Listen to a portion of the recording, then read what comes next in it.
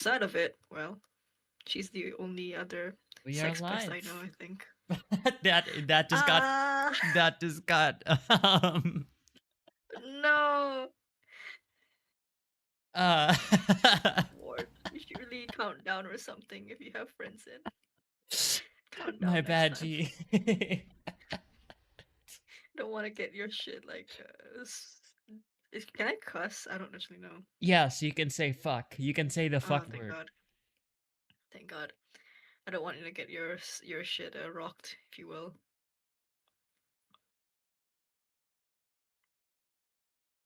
Let's see Can I here. see where's your stream? Did you post it?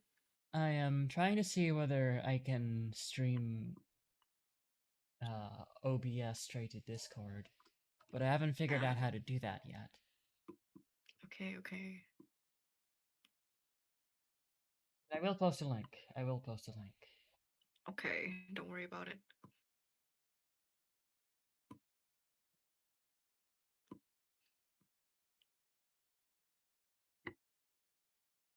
Nobody has entered yet as anyway, so it's okay. Just chilling first. Yeah, but there's a VOD. There is a VOD, yes. Oh my god. Don't worry, that's for the VOD viewers, you know. A secret tool that'll help them later to cancel me specifically. Yes, no context. Layla's a sex pest. Ah, yes, Who's this yes. Layla? Who's this Who Layla? is Layla? Oh, and just in case, would you kindly change your name on your username right now on Discord? Oh You yes, don't oh need to yes. change the first one. You can just change the one in the brackets so that I don't Okay, accidentally call you by your full legal okay. name, Please don't call as me I by my am full legal government as I name. am That's so prone to bad, do. dude. Oh, I am prone to do that as a joke, but now I can't do it don't do it. because there Don't are do it. consequences for such actions. Don't do it. Oh, my iPad just died. Ugh. No. Okay, we're fine. I bought a charger. I actually told my family that I am streaming. Well, not streaming, I am co-streaming. Hello, Chief.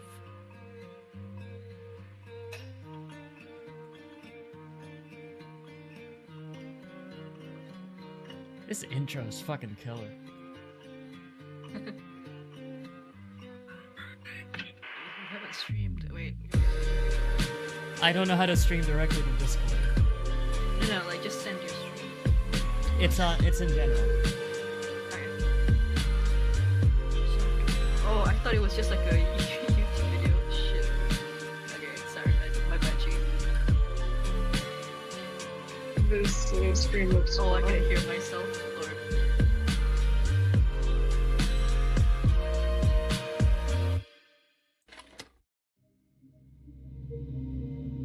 That's such a fucking cool ass intro, I'm not gonna lie. It is.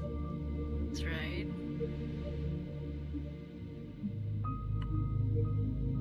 I will have to adjust the volume.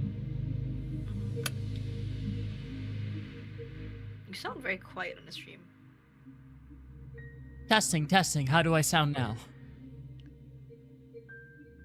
Still not good? Let me How? bump it up to full. Okay. Give me a second. I think this is better. Okay, Testing, so, testing, 1, 2, 3. Also, oh my god, hi Chiefs. I should Hello. probably Hello. I should put up the fact that I'm streaming. Also, currently also watching the stream as far as I can listen to it. It's doing fine. Cool, cool, cool. As long as you don't hear the Chinese New Year's fireworks on my side, it shall be alright. Chat, would you kindly tell me if everyone else here in this Discord call sounds okay? That sounds good. Sounds good. Hello. Alright. Howdy. I said that I was gonna do this yesterday, but I realized that I prefer doing this sort of thing with friends. How this will work is that we will essentially take turns voice acting slash what's the word? Narrating. So, like, we will essentially just plan this out as we go. Hmm. Now, We shall see. please give me a moment while I go to the bathroom for a bit. All right. Ah, piss break. Yes, Amazing. piss break right at the very beginning of stream. Yeah, you two, do me a favor and entertain chat or something.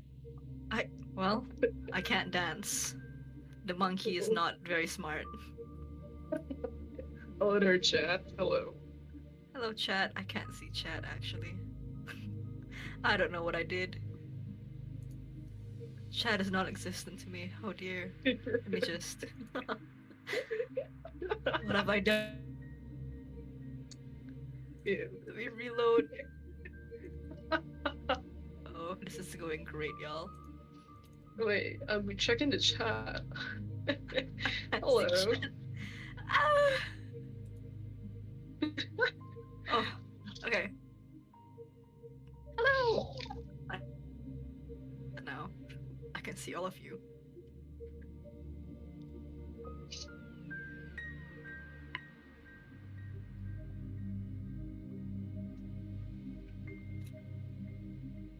So, Whoever. Yeah, sorry.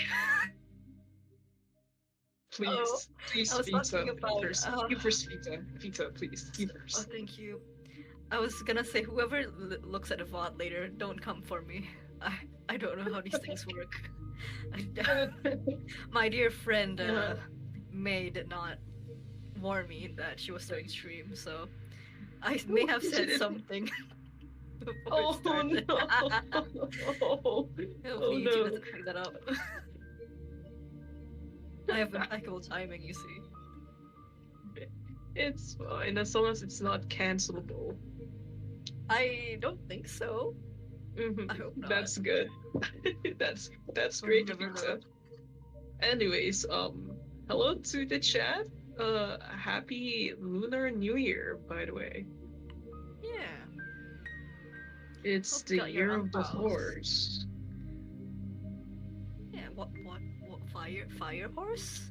I could be wrong. I should search that up. Mm. Have you guys received any young pals or something? Or those green red envelopes? What do you call those things again?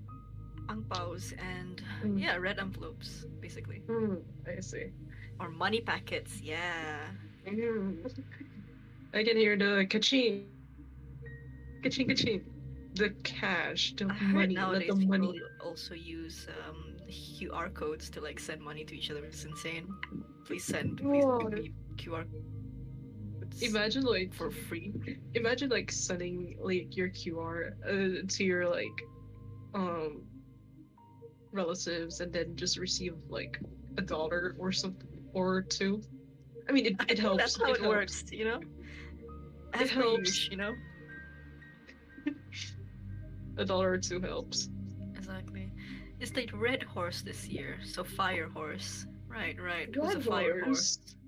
I'm a water I see. horse. Not that old, but I'm No. a water horse. Wait, how does this like Every 12 element? years.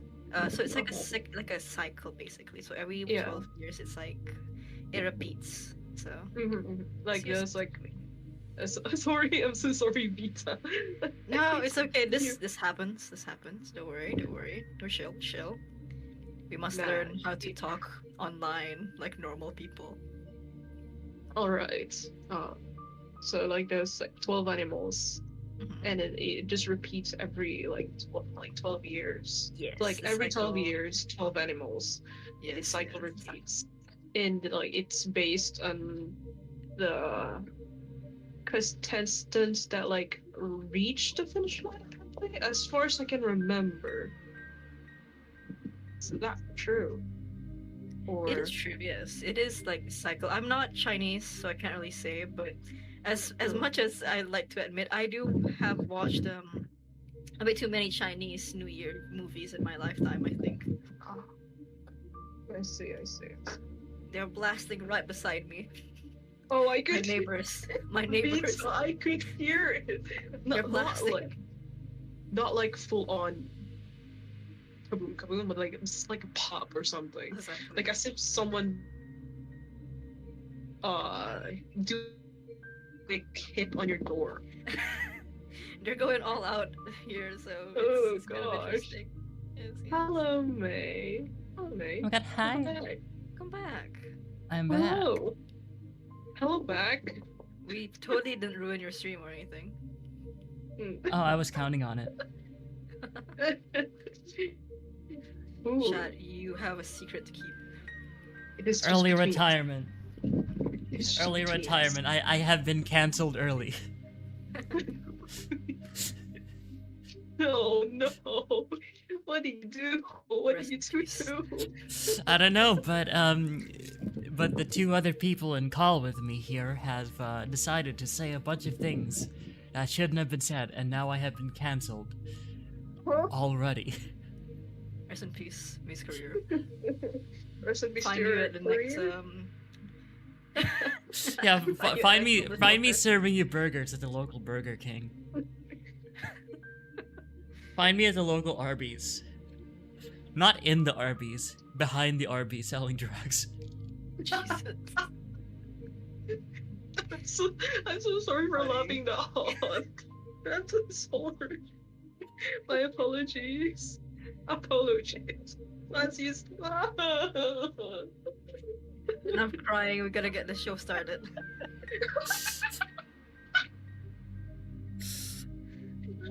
Sorry. I'm just Okay. wrapping my wrist up so that I don't move Oh, it too yeah. much. Have you applied cold compress to it? At least? I have applied various cold things to it. Mm-hmm. Oh, look, the chat. Hello, chat. Hi, chat. Hello, chat. Anyway, without further ado, this is Z.A.T.O. I love the world and everything in it. Mm-hmm. It's gonna be tough because I can actually hear myself. You know you can mute the stream, right? I know, but at the same time, I want to hear the music. That's fair. Hold on, let me see if I can...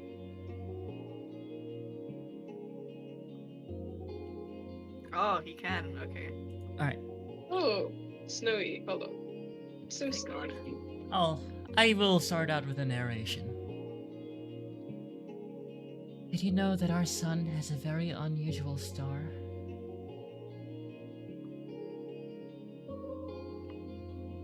To start with, it's a yellow dwarf. Those constitute for just 7 to 10% of all stars in the universe.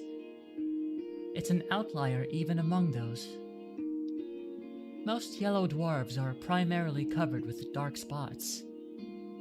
The sun isn't. The majority of its surface is bright. In fact, it has 3 times the number of light spots than it does dark spots.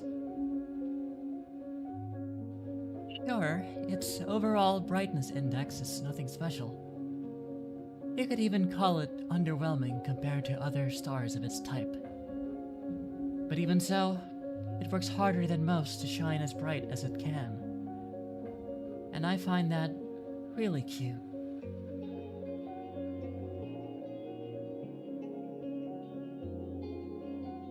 I don't remember where I read about this. Must have been some newspaper from years ago. But that small piece of trivia still pops in my mind whenever I look up at the morning sky. It's not much of a view, to be honest. Not much of a sky. Not much of a sun. I guess that's the kind of region it is. Some people say the sun is just lazing around in our parts, but with the constant snow. But people that go around saying that, well, they clearly haven't read that newspaper. The more I thought about things like that, and the more I learned, the more I realized how incredible everything is. I'm not just saying that to mean amazing. I mean improbable. You can't deny the world is full of great coincidences. It's up to the point where I've begun to ask myself how much of it we can attribute to pure chance. The universe was so kind as to give us both a star and a planet with the perfect conditions for sentient life. There's the slightest fluctuation in the composition of our atmosphere, the size of the globe, or the distance between Earth and the Sun, and none of us, none of the beauty surrounding us, would exist. Some would call it a miracle. And of course, that's a lovely way to put it. But isn't that giving the world we're living in too little credit?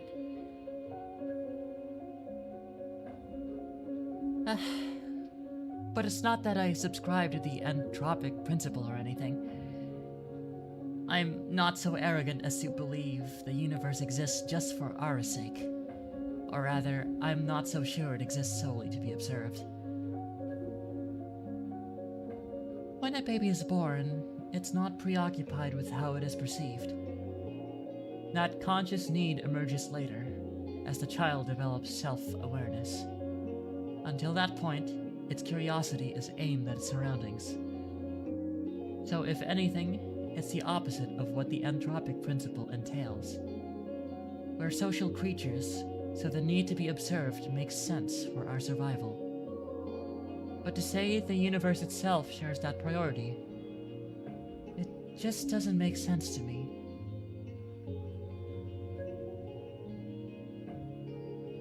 Although, you can also think about it this way. A child is curious about the world because it perceives the world as external. But what if the child is the world? What if all that it could ever observe existed within itself? What can the all-encompassing universe be curious about? There's nothing special. Well, there's nothing but itself. So nothing but itself. There's nothing else to care about in the whole wide world. It is the world. Duh. Wait. Now this makes perfect sense. If I put it like that, I guess the universe has no choice but to be self-centered. Even if this wasn't the case when it was born, what if the universe developed a desire to be perceived by others as it matured, the same way that a child would? And what do we do when we want others to perceive us a certain way? We try to mold ourselves accordingly. I think I get it now. The universe gradually felt the desire to be seen. It wanted to be admired, loved, and observed, because there's nothing more a world can do but to observe itself. It's the best and only pastime there is, as far as the world is concerned. And if observation is good, more observation is even better. Of course, an endless universe can observe itself endlessly. You can say that its observation value equals infinity. That value may seem absolute, but it isn't really, not in mathematics. Infinity plus 1 exists. It's a value that the universe could never reach as a singular, albeit infinite observer. So it had to create new, finite observers to add to its infinity. It needed to create sentient life. Sentient life is the plus 1. When I put it like that, it sounds like all of us are extras at a party. Now isn't that fun? This vast, mighty universe changed itself so meticulously to create observers possible, to make new observers possible. It fine-tuned all of its systems so precisely. Just to have us here. It worked so hard just to share its one joy with us. Us worthless insects. Oh no. Oh no, this can't be... That's cute. That's really cute. This person has a view in life. Ah, I should have expected this. I should have known the infinite universe would be infinitely cute. This world truly is wonderful. Wonderful. Wonderful. Give me a Ira moment. Graf. Ira Graf. Grachevskaya is missing.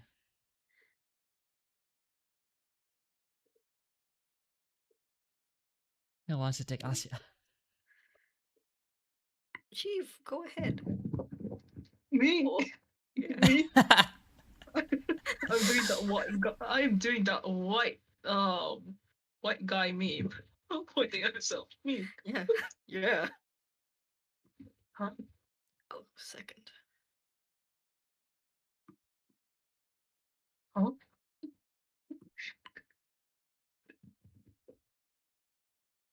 I look up from my desk. A low hum runs through the class. Grachevskaya. Nachevskaya? Oh, I should. Oh, fuck me, man. This is Do I rough. do the extras or? I think I can go do some extras. You could probably do the teacher. Let's Okay see. then. Maybe we take turns, like a circle, circle. So Mhm. May, Chief, and Rita. Yes. Yeah. Yeah. Yes. Yeah. Yeah. Yeah. Yeah. Okay. Yeah, Okay. sounds fun. Grachevskaya. What? What? Oh fuck. I just Hey, said. can we concretely order? It's I May, just forgot Chiefs, the word. and Vita, meaning Okay. I'm so meaning this sorry. was me. This is me. Yeah. Okay. What? Yep. Seriously? Seriously? She's just skipping. Nah, she ran off with that one guy. You saw? No, but come on, you know her. She's totally. Silence! The teacher taps her journal on the desk. Iro's parents filed a report yesterday night. They haven't seen her since she left for school. Another round of whispers. The teacher raises her voice. So if any of you have any information that might help in finding Ira, please report it to the teacher's office or the police after class. That is all. On to the lesson. A chair creaks in the back. Wait. You really expect us to just study like normal after hearing that? Yeah. Yeah. The whole class says. Yeah, we're shocked, you know. We were sick. Seriously, our classmate's missing. Our friend, our Iroshka. The room fills with repulsive giggles. Cut it out! Karin, sit back down! The teacher's voice sounds just as dry as it did when she broke the news. She turns towards the blackboard to write down a date. We all know the situation will probably resolve itself just fine. So let's not act dramatic. If you have anything valuable to say, I'll be happy to hear it in the office. She puts the chalk down and begins the lesson. It's December 19th. A bird flies past the window.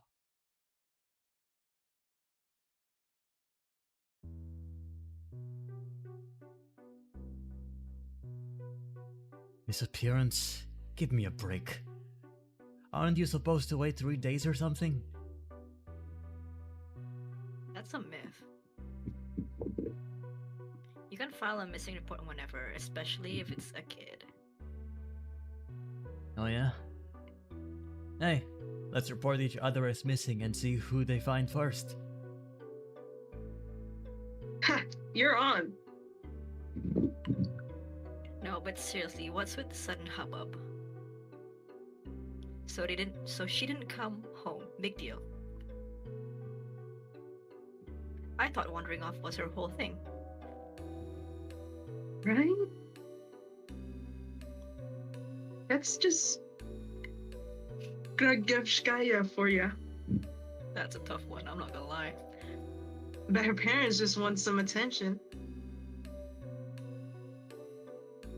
Like, they need any more of that.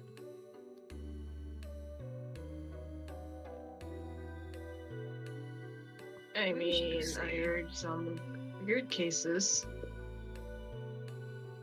Yeah, never say never. Crazy is genetic. You think she's in some crack house now? No way. Do we even have any? I wish. At least there'd be something fun to do.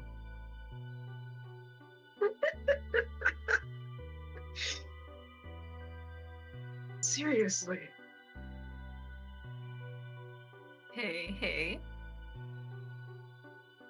But she's like, for sure with the guy, right? The guy. You don't know? Bunch of people have been seeing them together. It's some older dude. He's like 30 or something. Ew. You serious? Yeah, it's so trash. I slowly walk behind my classmates as we head to the next lesson. It's irritating. The conversation is ticking me off. I'm not sure why. Not as if they aren't making sense. It's not unusual for Ira to wander off somewhere on her own. I have a feeling this is not the guy who's narrating. I don't know. I feel like this the student, the other character. Is it- Asha, maybe? Yeah. I'm not treating this news with any real gravity. Well, I screwed up. The differences in voices. Yeah. Really, I'm no better than them. There is a trace of worry in my head, but it isn't directed towards Ira. Instead, when I first heard about her disappearance, the thought that flashed into my mind was rather ugly. Now nobody will come to save me.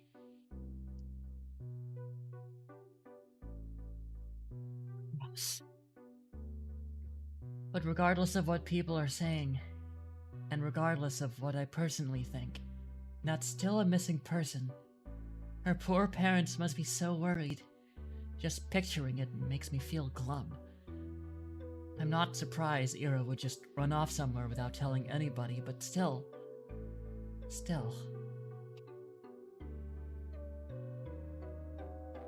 It's not like we've ever been friends. It would be stranger if I acted all torn up about it, right? She's just that kind of person. Always getting herself in trouble, always hanging out in places she's not supposed to be at. They're right. This wouldn't be the first time Ira left for God knows where. But is it really true? The stuff they said about that older man? I've never even seen or heard anything like that. Even though this whole time, I suppose it's plausible, knowing how some girls are. Even so, I never have thought Ira would be the type to be love-struck like that. Love-struck, huh? When I put it that way, then it's almost... Yeah, it's almost definitely cute. Oh my god. What's wrong Ira with her? in love. Forbidden love, too. Wow. I'd never have guessed.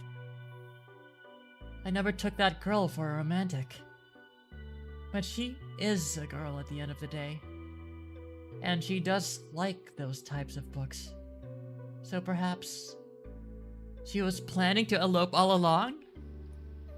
Oh, crap. God.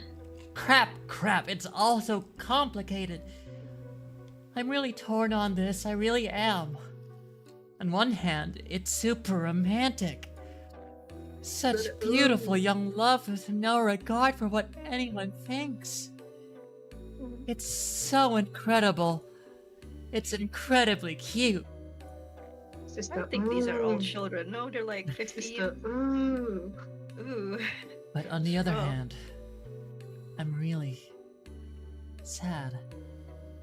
It's selfish and it's dumb, but if Ira's really gone, it's like I've got nothing to hope for anymore.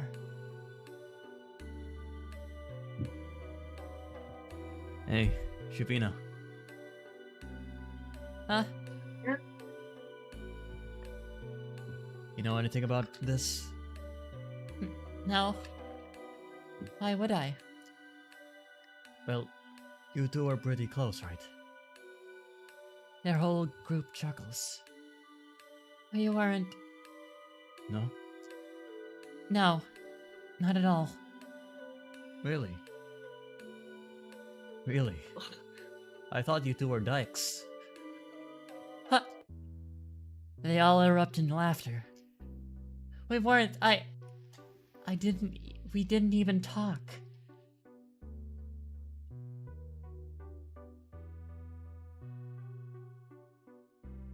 Don't mind me, I'm taking my meds. the fireworks apparently. The fireworks, the fireworks, the fireworks. I sure hope it does.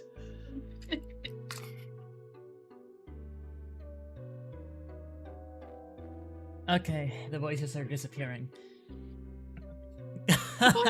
Vadim, you dumbass. Garcevskaya's screwing with the old guy. She ain't like that. I don't know. Some chicks was swing me. both ways. Oh, Damn. fuck. God damn. You never I'm know these asshole days. Plasmiki. I don't. It's. Look at her face. Chill out, Shavina. We're just kidding. Jeez. Why are you getting so scared anyway? You really a lesbo or something? I'm not. They just keep laughing. So they were you. What can I even say to that? No matter what I do, they just keep laughing. If Ira came in through the front door right now and heard what they were saying, all hell would break loose. I mean, she only disappeared a day ago. She's probably just coming late today. She doesn't even know there's a missing report. Maybe she has already left her lover's place. Maybe she's trudging through our snowy schoolyard as we speak. No, she's already inside. She's already left her wet puffy jacket in the cloakroom. And now she's going down the corridor. Up the stairs, to the left. That's right, she's coming. She's gonna storm in any minute now. Right, that's it. I hear her. I can hear her footsteps. She's coming. Ira's coming. He is mad delusional. Wow. What's with that face? You look like you're holding in a shit.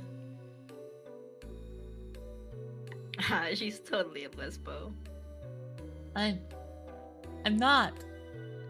I've never talked to her, I told you. The steps walk past the classroom. Now that they're closer, they don't sound like her at all. They never sounded like her in the first place. Well, maybe not with her, but like in general. Yeah, don't you have a boyfriend, right, Shavina? Why is that? Huh? I don't know. I just... Dude, look at her. Be real. Oh, come on, don't say that. What? You wanna be her boyfriend? Oh, that's Hey, a guy. Shabina. Wanna go out with Igor? Yeah. Oi. What? Come on, he's a great guy. Right, Igor? You treat her right. Piss off, man. not doing this.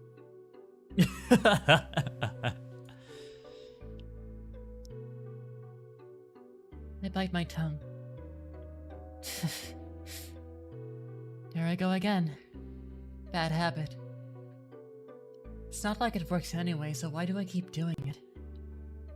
I plop down at my desk and start mindlessly flipping through the textbook. I need to stop indulging fantasies like that.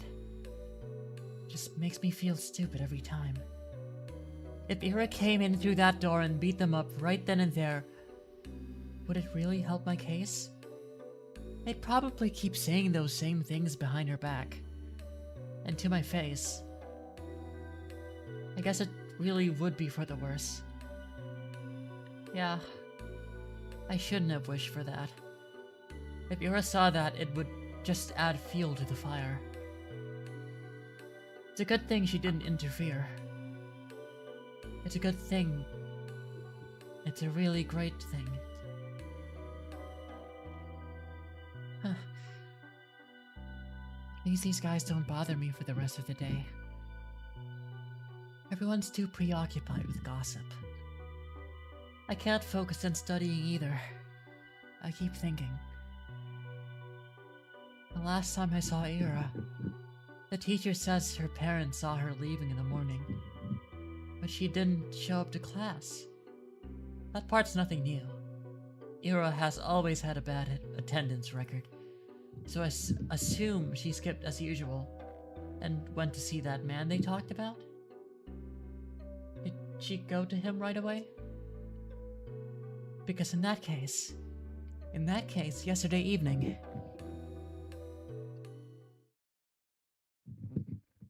Go home, Asya.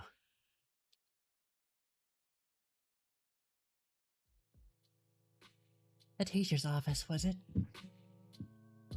I'm kinda scared of going straight to the police, but I should probably report that. Not sure if it will be of any help. And for some reason, the idea of telling anyone what I saw, something about it just doesn't sit right with me. But there's no logical reason for that. I need to get over myself. Sure, she's probably fine, I know that. Frickin' everyone knows that. But if she's not, well, I'm gonna regret it big time. Oh, but I might also be tearing star-crossed lovers apart. If Ira really ran away to be with someone that she cares about so deeply, away from society's ridicule, would it really be alright to ruin it? Crap. I have to admit, I'm also a little judgmental. I mean, it's really beautiful. I do believe that judging love like that is ugly, ugly, ugly. But whenever I start to consider it closely, I just can't brush off how much older that man is. I just can't. I'm really no better than the rest. Wait, that's it. So that's why I don't want to tell anyone about what I saw. It must be the good in me screaming, "Don't ruin their good fortune. They're probably so happy together right now." It's none of your business. Oh, this Gosh, child. yes. That must be it. That explains everything. Should I follow my heart then? Should I keep silent? It's not as if what I had seen will make a difference. It was kind of inconsequential. There's no point in telling anyone about it at all. It's not the kind of information that points to any particular location or culprit. Not that there is one. So let's keep silent and everyone will be happy. I'll be happy, the good irrational me will be happy, and the cold reasonable me will be happy as well. Yep. Good job, Asya. You solved it. It sure is nice to have a clean conscience. She has like an insane bystander effect. Like, Well, wow. No need to loaf around here any longer. Guess I better head home. Counterpoint! Oh my god. Counterpoint! What if, and bear with me here, what if Ira is actually missing? Despite all odds, there's always a possibility that she is in danger. If there's even the tiniest chance that my report will help in finding her, then that info is worth providing. And if she really did elope with her beloved, then my testimony won't change a thing. It's worthless at worst. That's true. If I carefully weigh the pros and cons, that off chance of Ira being in danger, and my words being the key to saving her makes for a strong argument. Wow. My words being the key to saving her. Wow. Yeah. That would be so amazing. Then I'd come and visit her in the hospital and she wouldn't know how to thank me. She'd say, I shouldn't have. She'd say, I told you to leave me alone, dummy. But then I'd just shake my head and respond, it's nothing. I was just doing what I was supposed to. No, I gotta come up with something cooler. I'll need to think about that.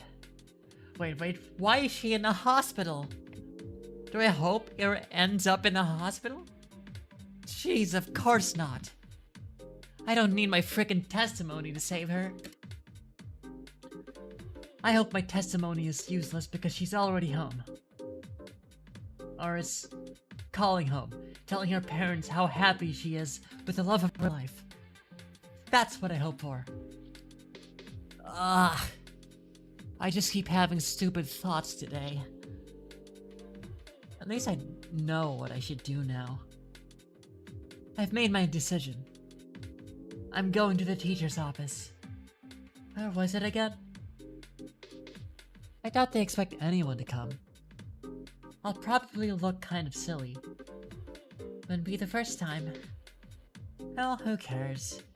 Walking, down the staircase, to the right, down the hall. There. That's the teacher's office.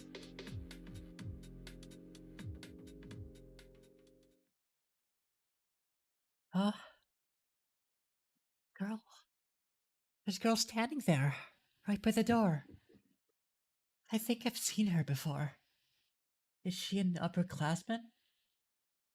Our town is really tiny, and so is our school. If I were a better person, I would know her name. I guess I'll do this. Well, who's gonna? Right. She turns to look at me. I'm not sure what she is expecting, so I nod a little. Is there a queue? A queue? To the office. Oh. Oh no. I'm just waiting for somebody. Okay. Hey, What? you're Asha, right?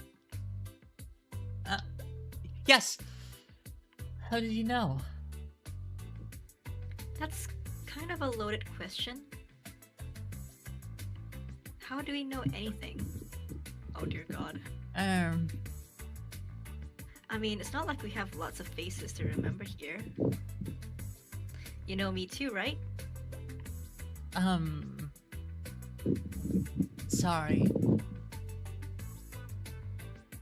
Really? Yeah, that's what I was talking about. It's not that I don't care to remember everyone's names. I just don't know where other people get them from. They say that in tiny cities like this, everyone knows each other. But that's just not true. We learn about the people outside of our immediate circle through gossip or common friends. But I haven't made any new ones since the day Tosia left. And gossip. Sure, sometimes I overhear my classmates chatting about this and that. But I don't like listening to them, and I don't like their voices, so I try not to pay them too much attention. Wait, when I put it like that, it kinda sounds like my fault. My point is, when people regurgitate that idea of everyone knows everyone, the word everyone doesn't include me. The name's Marina. Oh, nice to meet you. Nice to meet you too. You got something to share about Grachevskaya? How did you know? What do you mean, how? We had an announcement, same as you. They told us to report to the teachers and all. Oh, I see. For some reason, I thought they only broke the news to us, Eros classmates. But I guess it makes sense they'd at least give to the app. But I guess it makes sense they'd at least give the upper classmates a heads up, just in case they happen to know her. Which means you also know something about Ira? Yep. That's great. So, you talked to the teachers already? Sure did. Wow. And what did you tell them? Tisk. That's between me and the investigation. You can't just spout info like that out to the open, Asha. The wall's got ears. Oh. I understand. Sorry. Okay, well, you don't have to apologize. Crap. I'm making an awful first impression. Not only did I not know her name like I was supposed to, but now I look like I don't know the first thing about vigilance. Who am I kidding? I really don't. Surely is pathetic. Goodness. I'll just go in then. Marina suddenly blocks my path. Haha. No, you won't. I'm sorry? You're not telling them anything. He gestures with her finger to the tact of each syllable. Why? Because... A bad feeling stirs up in my chest. Please don't tell me it's gonna be the same thing as my classmates. Is this because I acted rude? I didn't mean to. Well, I never mean to.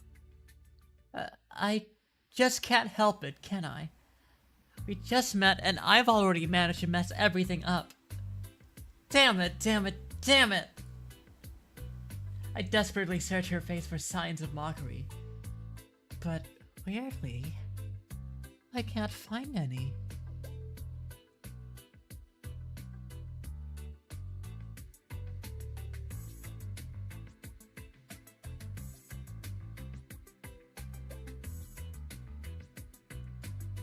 Hello?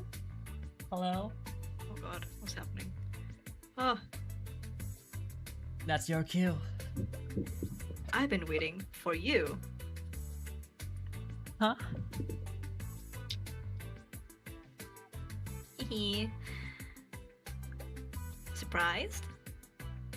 Of course I am. No, wait. This has to be some stupid ruse. I'm going to believe this girl, and then she'll just laugh in my face about it.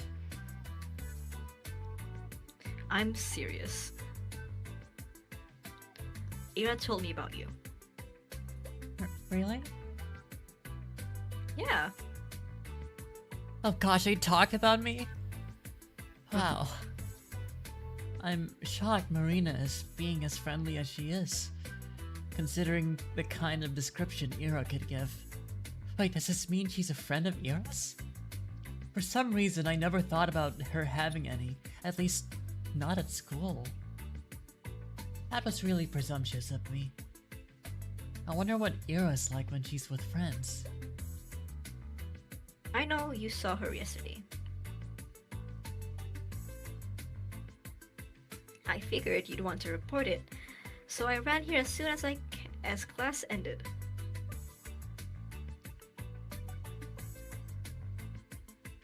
I guess it'd be easier to catch you between lessons, but I got so caught up in all those stupid rumors. It kinda slipped my mind. He knows? But hey, what matters is that it all worked out. Um, so why are you stopping me? Uh-huh. Well, Marina looks around the empty corridor before lowering her voice. if you tell them about yesterday, you'll make everything worse. Huh? Let's not talk about this in front of the office, okay? Come on, let's go. She takes a step back and beckons me with her hand. I'm not sure what she has in mind, but it doesn't seem like a prank. Still, wait. I know Ira's probably fine, but isn't it better to play it safe? The faster we share all we know with everyone, the. Quiet, you. I just said that we shouldn't talk about this stuff where adults can hear. Ah! Marina grabs my hand and starts dragging me down the corridor. She's not exactly being quiet either. All of my stumbled protests sound so weak they might as well be white noise to the other girl. Yes, I spent half the day doubting whether I should report at all. So what? I carefully examined my options and came to my own conclusion. I deserve to see it through. I deserve to testify. But some part of me is relieved that the ultimate choice was made for me. I mean, that silly gut feeling I thought I overcame with reason has come out on top. So there was something to it in the end. So I was right. My heart was right. Sure, I can't actually know that, since I'm yet to hear what Marina has to say. But this can't be pure chance, can it? And if it's not, what does it actually hinge on? Did Marina show up because the world needed to stop me for the sake of something more important? Or did Marina show up because I subconsciously wished for something, for anything to stop me? Whatever it was, I guess I don't mind this after all. I think I'll stick to the grander narrative angle for the time being. The world bending itself to the will of some worthless gnat is a preposterous idea. But it Please, wouldn't be pathetic the like first this. time for me, would it? And the fact that the world, for any reason, has decided to guide me towards the right path, that's so endlessly sweet. Down the stairs, to the lobby, to the coat room. I don't resist anymore.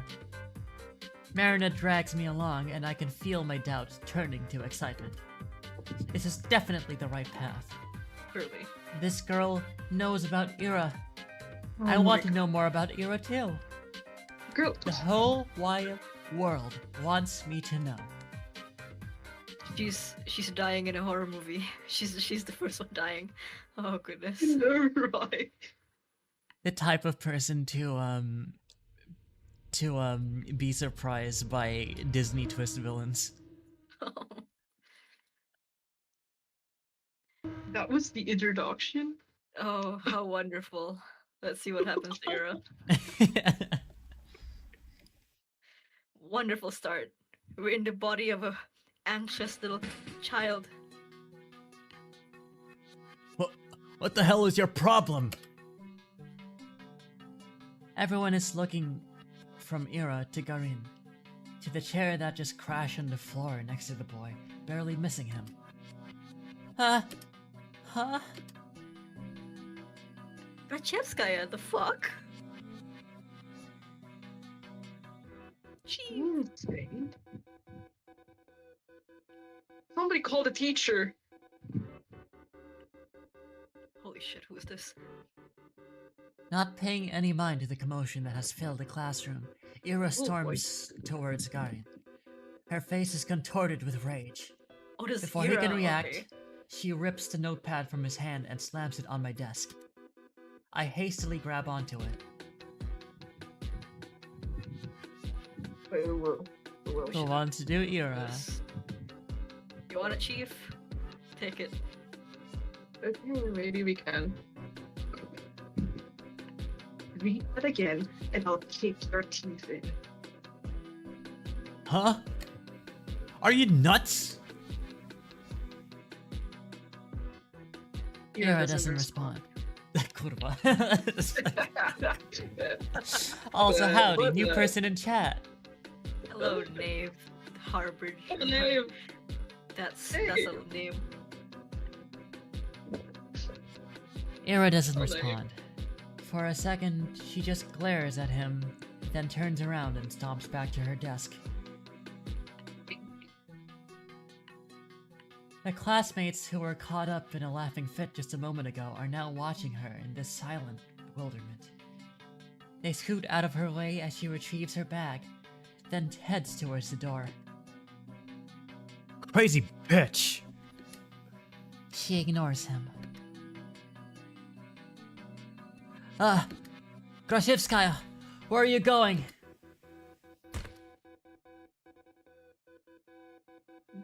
Hey! Ira forcefully pushes past the teacher. You... Grashevskaya! What? What do you think you're doing?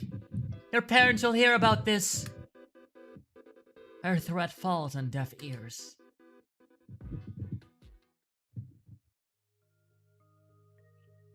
Everyone knew Grashevskaya. She's always been like that, I think. No, not throwing chairs around. Ira had no regard for the rules that everyone's supposed to follow. I guess they call someone like her a problem child. Her parents got a lot of flack for it. It's only normal in a town like ours. Not just because of its small size, but because of its, let's say, exclusivity. Vorkuta 5 prides itself on its virtually non-existent crime rate. That's the natural consequence of nobody being allowed to enter or exit without a permit. We're lucky to be here, to have a salary higher than the national average, to have access to goods people in the neighboring towns can't even dream of. Few get afforded such a privilege. Last time I checked, our population hasn't even hit 6,000. So when someone like Ira appears on this tiny society's radar, she's not just seen as a delinquent. She's a puzzling stain in a community that's meant to be spotless. Like a weed that's sprouted in a painstakingly maintained flower garden. Of course, it's not as if she had appeared out of thin air. It's all in the family, they say. The blame falls on the people responsible, that is, on Ira's parents. And questions begin to arise. Why is Grashevskaya's daughter behaving like this? Is there trouble at home? Do they believe that this is acceptable? Do they not teach her discipline? Do they not understand how fortunate they are? They've been granted so much, yet they can't do the bare minimum in raising their own child. Do they really want to be here? Do we want them to be here? I've heard a lot of talks like that. I've heard more after Ira threw that chair at Guardian. I didn't get why. Everyone was just having fun. And it was my fault for not bringing the notebook away. I was hoping to write a little in the library when school was done, but my bag slipped and all of the contents was scattered on the floor. Of course they would get curious about it. Of course they'd want to read the silly things I wrote. It's not a big deal. It's not like I've ever taken poetry or drawing very seriously. Those are just fun distractions. Nothing more. If people laugh, well, what's the matter to me? I couldn't wrap my head around it. I couldn't. But I still wanted to thank Ira somehow.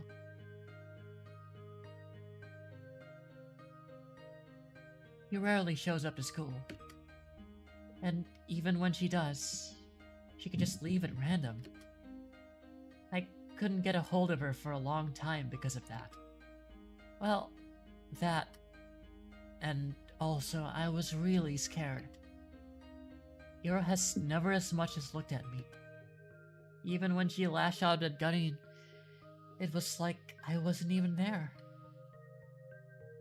But 2 weeks after the incident, it finally happened. We crossed paths. I went to the bathroom during some lesson, I think it was math. I came in through the door.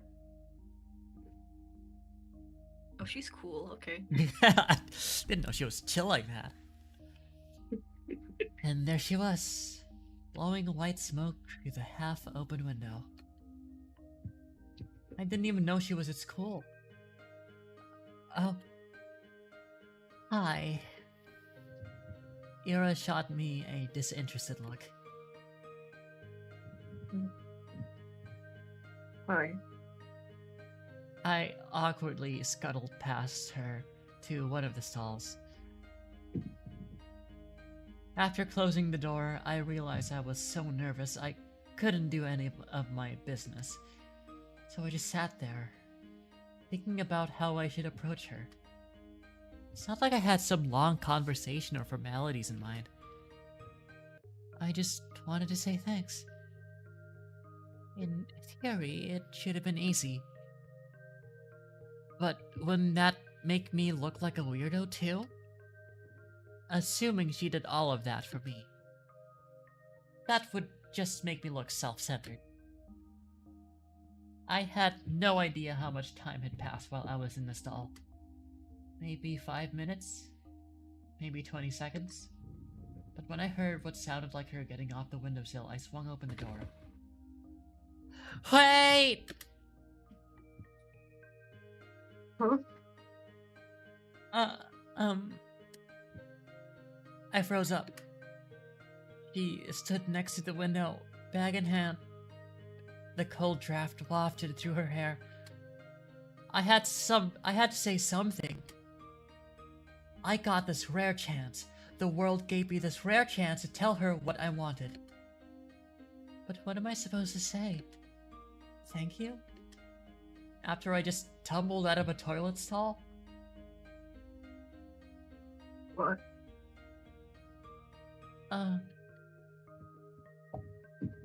He She raised an eyebrow. That's me, motherfucker. My bad, my bad. I just stood there with my mouth helplessly open, That's me. as if I'd just gone mute, as if every word in a Russian dictionary got wiped off from my brain. Whatever. No, wait, please. I took a step towards her and she jolted away like I were a leper. I didn't know what I should say or ask. I just knew that I had to say something. Even if it was the first thing that popped to mind. What? What the hell do you want? Isn't it cold? Huh? The windowsill.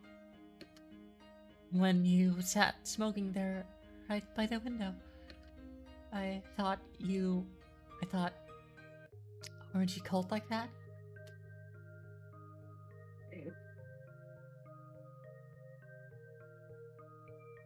He blinks. Not really.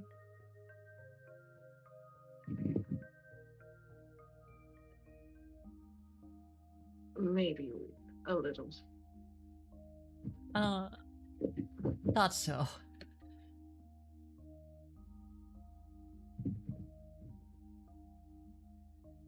Anything else? No. I mean, yes, I'm sorry that you got in trouble. Huh? Well, I figured you... I heard you got into a lot of trouble after that. You know, when Garin read my stupid poetry. I'm sorry for that.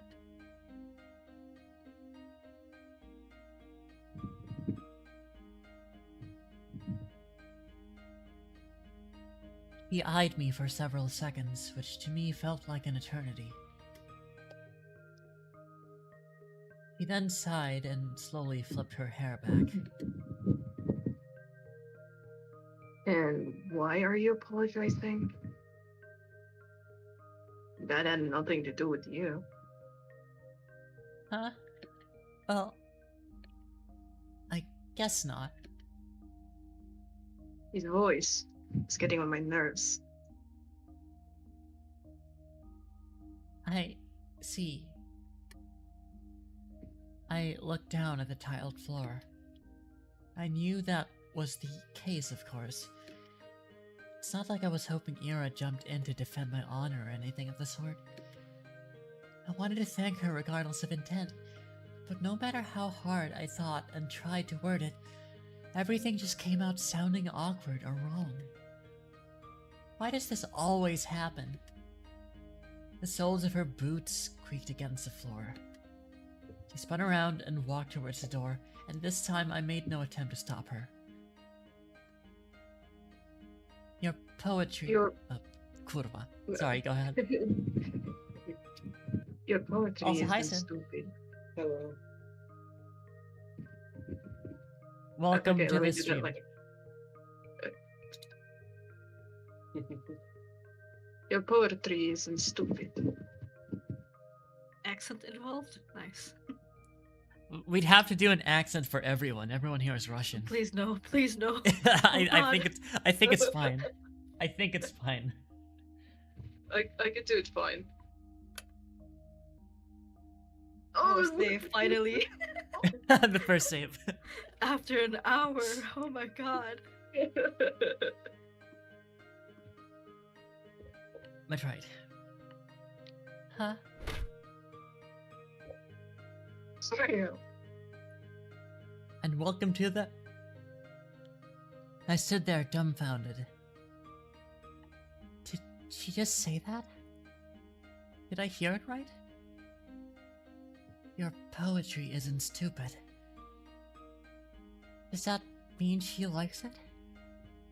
Ira likes my poetry?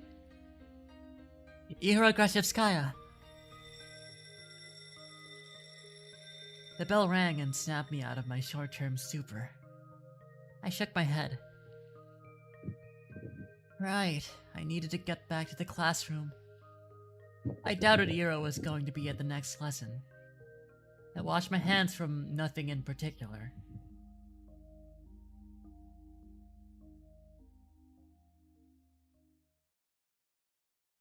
Gets defended by a goth girl, instantly fumbles.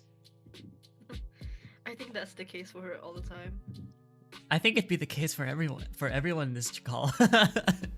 I haven't fumbled a goth girl as much as you would like to know. I have not encountered one. Weeks passed. My life didn't exactly change. I went to school the same way. I sat through the lessons, and then went to the store, then to the library or for a walk.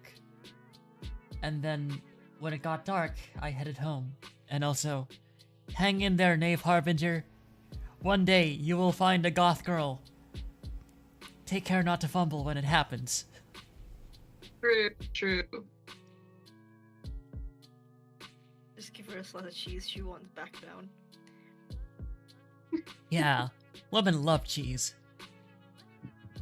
Unless they're lactose intolerant. No, they still love cheese. Trust me. Okay, that's true, actually. My mom loves cheese, but also, can't have it. Yep. Oh no. That's right. Me too. My mom also loves chocolate, but she gets migraines from it, so she can't eat too much. That's wild. Sad. Day after day. I wouldn't have the balls to even approach her. Well, don't worry. You and That- Asha are on the same boat. Don't worry. I'm sorry, Dave. You have to grow the balls. You have to. The goth girl. She's Well, waiting that's for well, you. that's because the goth girl is the one with the balls. That's exactly it. The goth is the one that approaches. Live up to your name. You're Huh? literally the mayor. Huh? My notebook. I just left to get a snack from the cafeteria. Where did it go? Oh, Shabina, we borrowed your homework for a second. You don't mind, right? It's fine. Thanks. By the way, is this supposed to be you? He lifts up a scrap of paper up to me. Oh no. I forgot I left it in there. No. It's just a drawing. Yeah? You sure? It really looks like if you were pretty. I want to punch him in the face. Yeah, Madam is first on my hit list. I'm not gonna lie. He's We on are site. forming the shit list. It's on site. Mark my words. Nave says, same here. Alright, let's all team up and fuck this guy up. You can't fight off all of us. There's like 4 of us.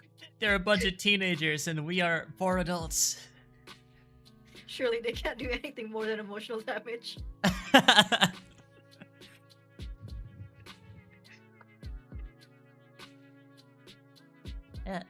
It's not me. Whatever you say. Sometimes my classmates joked around with me. Whenever that happened, my thoughts involuntarily drifted to Ira. She still attended classes, albeit irregularly. She always vanished during breaks. Don't know where to, and I wouldn't dare ask.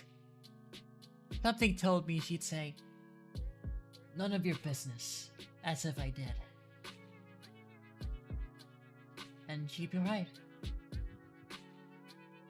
But even so, I kept imagining those scenarios in my head. Not just when I was being laughed at. I started doing it when I was walking home from school, or to the store, or just wandering the streets killing time. I kept thinking about how funny it would be if I bumped into Ira. I thought how interesting it would be if we talked. I even tried to stay out longer. I started to take new routes. It's embarrassing to think about it now. But... Ira! She just walks past me in the corridor. Not even a nod. Not even a look in my direction. I guess I don't exactly stand out in a crowd, but... Now, it's my fault for mumbling. I should have spoken louder. Even though it took all of my courage just to muster that much. Even though I definitely think she should have heard it. Hey, Vadim? What? Remember when I gave you 50 kopecks? Can I have it back? Yeah, Huh? Asha is gay and also like a teenager. It's yeah. Asha, my shape.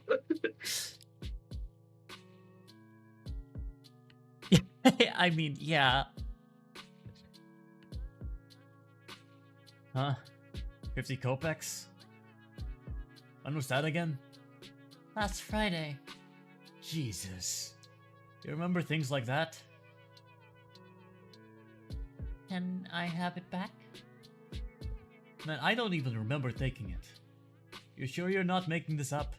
Oh my god. Maybe you gave it to someone else. It's on site. It's on site. No, it was you. Jeez. I don't freaking know. It's half a ruble, Shabina. Who gives a shit?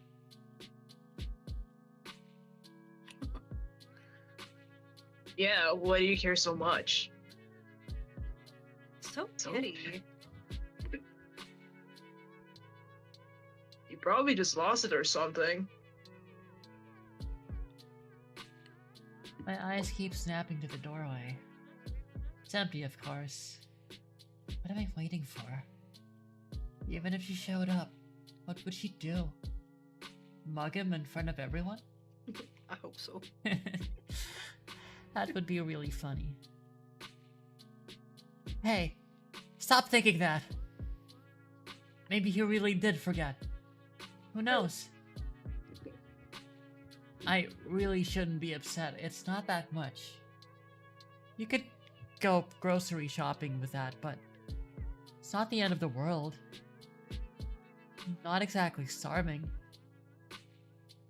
Lately, I've been eating too much junk anyways. Yeah, It's like maybe if I eat $5? less of this stuff, my skin will clear up. That'd be nice. Asha, you don't use any makeup at all, right? No, I don't. I'm not allowed to, though. What are you saying? Oh. They allowed it last year. Really? Nobody's gonna send you home for it, haha. Oh, that's good, I guess. These girls rarely talk to me. They're usually pretty nice, though. At least when they're not joking along with the guys. I think one of them likes fighting. He laughs a lot whenever he says anything to me. Oh my god. I suppose we have very different senses of humor. But you never tried it before, yeah? Makeup? No, never. Seriously? You're like 15 already. 14. Same thing. You gotta learn to do it at some point. It's on Especially site. with that complexion. Well, Children. I'm not really. Hey, how about we help you with that? Oh no. Yeah. Just some light makeup and you'll see what it's like. I- Yikes, Scoop. I don't know. Come on, it's gonna be fun. Yeah, you're gonna love it. Uh, um. Alright, but Yay! Come on. Come here then. God, I can't read. She's so people pleaser. My goodness. Yeah. Oh, no. Asha's sin Yeah. is being literally a child. It's so Yeah. sad. Asya, if you don't say no, I swear to God. But I don't think people do unpleasant things on purpose. Nobody wakes up in the morning with a goal to make people feel bad. There we I really believe that if someone is doing something hurtful, they don't fully understand it. So I shouldn't wish bad things on people who don't really know they're being mean. I shouldn't wish for Ira to appear and interrupt them, or to scream at them, or to punish them, or anything. I can still hear everyone laughing as I run out to the corridor. I'm covering my face. I don't need any teachers seeing me like that. At least the toilet's closed so I can wash this mess off quickly. Ugh. I should stop falling for these pranks, but... sorry. I lift my face up without thinking. Oh no.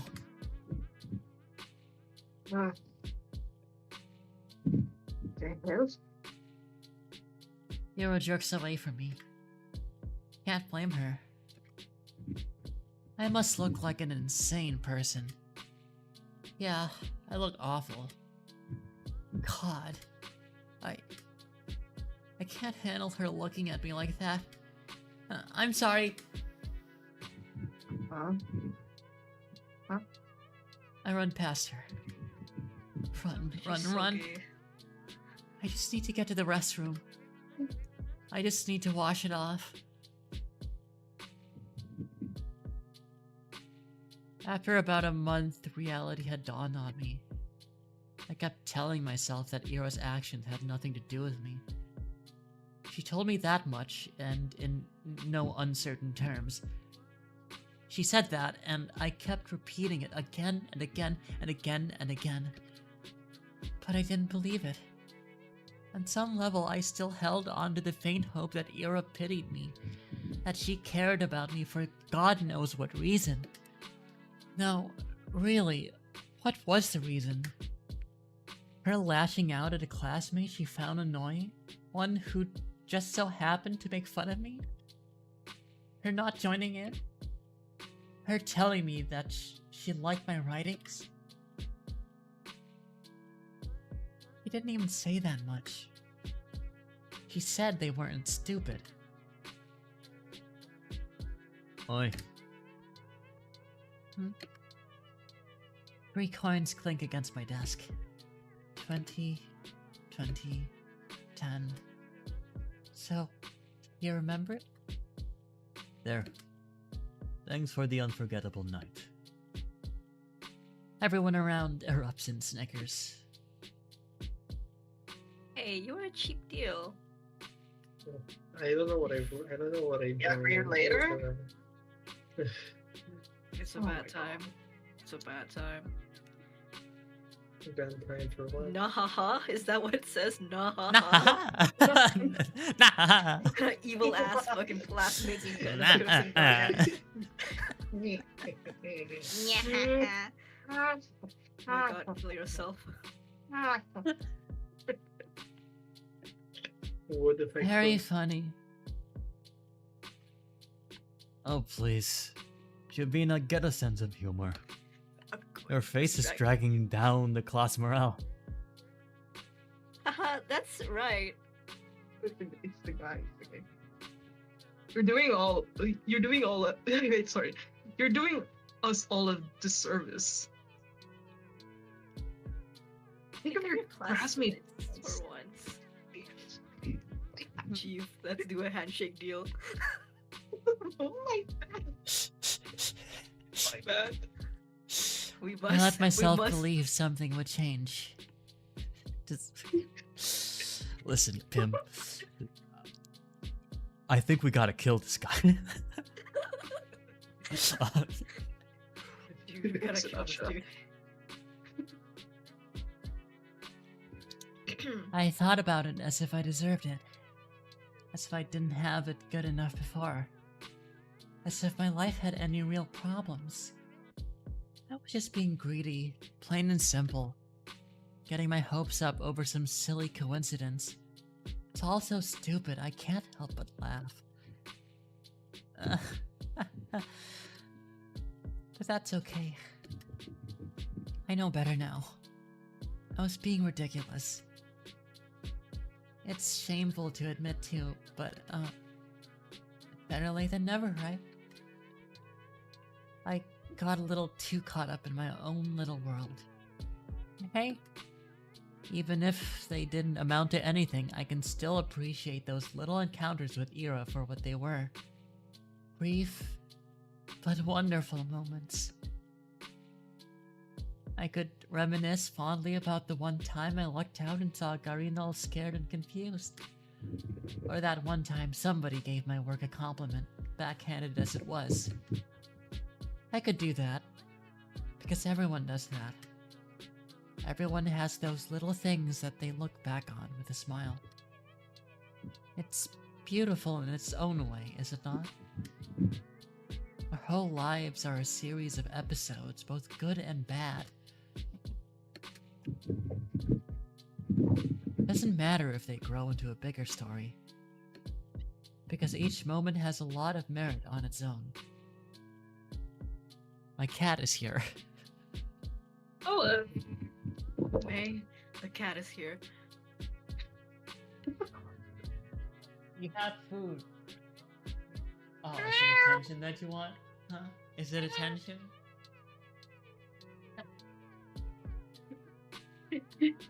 My wrist hurts. I should not be picking him up, but... I mean, it's a big boy. But right. You want a voice act? I don't know if it cuts through the noise cancellation. Give me a moment. Bro cannot I'm meow. good. We can only hear I'm the good. bell. You'll also start hearing fireworks in the live stream, so apologies, but hey, say hi. Noise cancellation has been well so far. Yeah, Sure. it's Yeah, the same. it's NVIDIA broadcast, so it's really good. It's the actual one good use case of AI. It is the one fucking good use case of AI. Did you hear that on stream? The bell, yes. The bell, and yeah. also. Hey, say hi. So.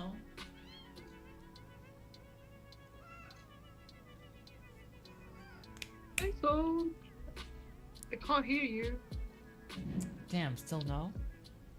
No. Fucking busting my wrist for this. Say hi. What are you doing, rubbing his tummy? Say hi. No, I have him up against the mic and he's struggling. I'm sorry, little one. The name says they heard it. Yeah! I did not. Did you? Did The you? meow. No. Peter, did you? No. What? It's a live stream exclusive. The This little bugger is barely over 1 year old. Okay, I did hear that one. He is I big. heard that. I heard it. Can you give his soul a head pat, please? With my dogs.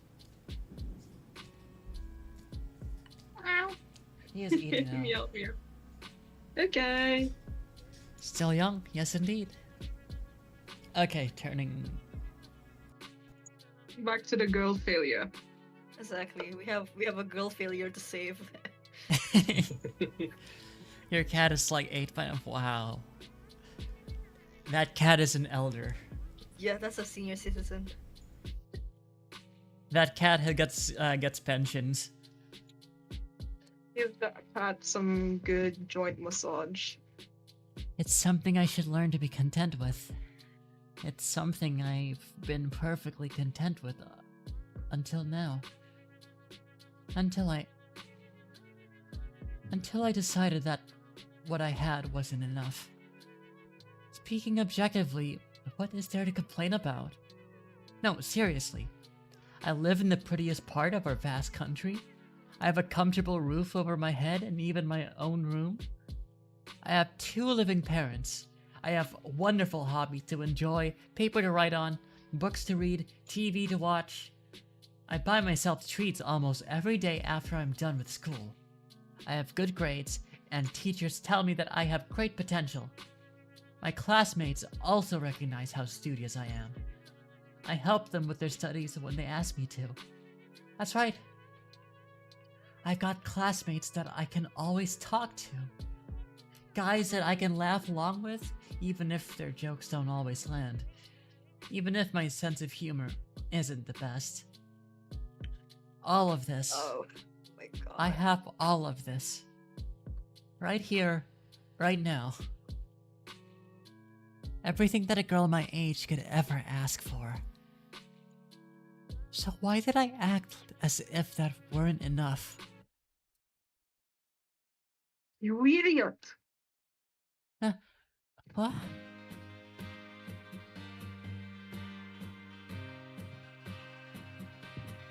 Why the hell do you always go along with some bullshit? You don't have to do an accent, dear. Okay. I'm committed. I'm committed. That's You the tried, thing. and that's the best. It's okay. Okay, fine.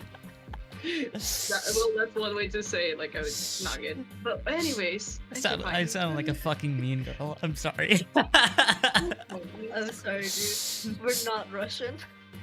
Okay. Why the hell do you always go along with some bullshit? I'm so.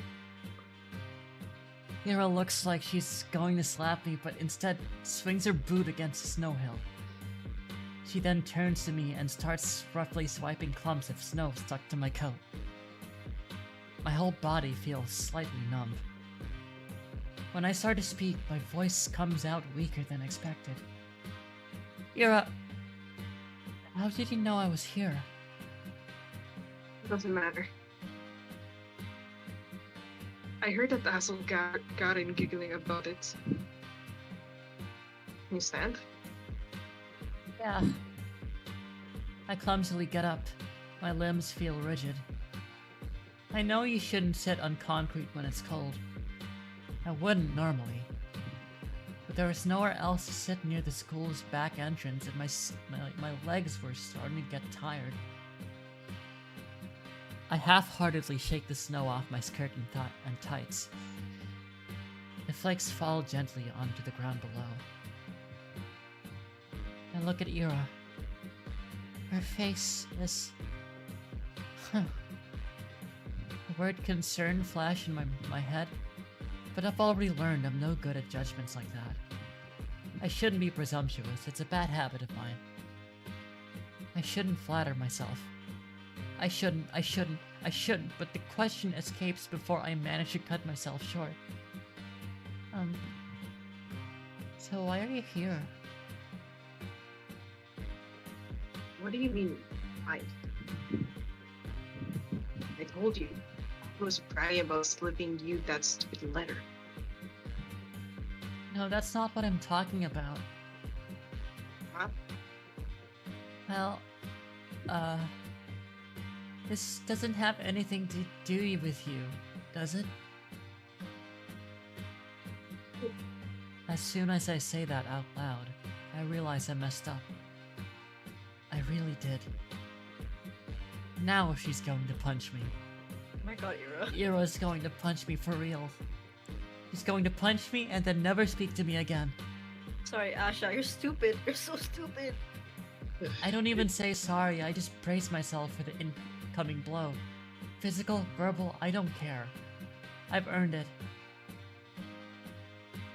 No, not really. It doesn't concern me at all. It's just annoying. Is that so? Yeah. He pissed me off. And you pissed me off too. Uh. I don't freaking get you. You knew it wasn't real. There's no way you believe that, right?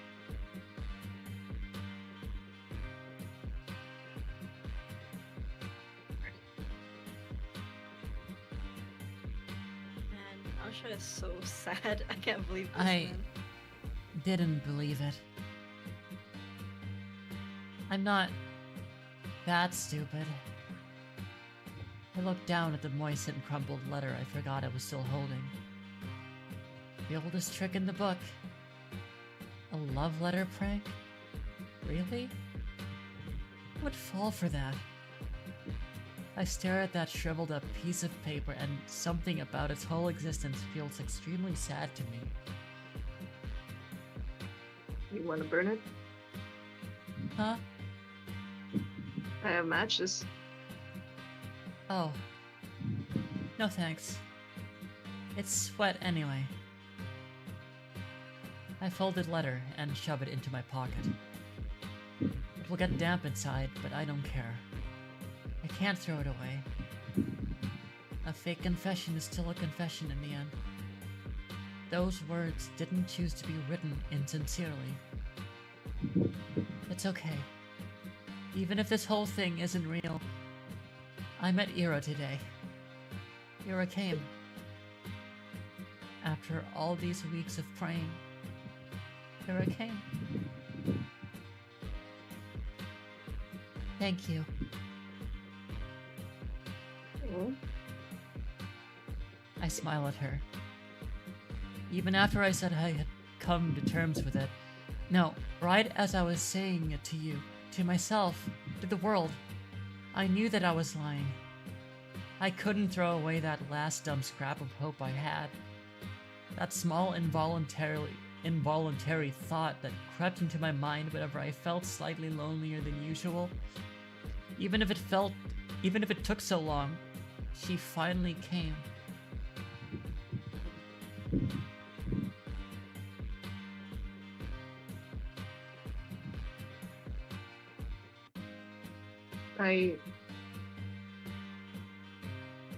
I didn't do anything, really. Huh. Flustered. Ira's flustered. Is she flustered? Really?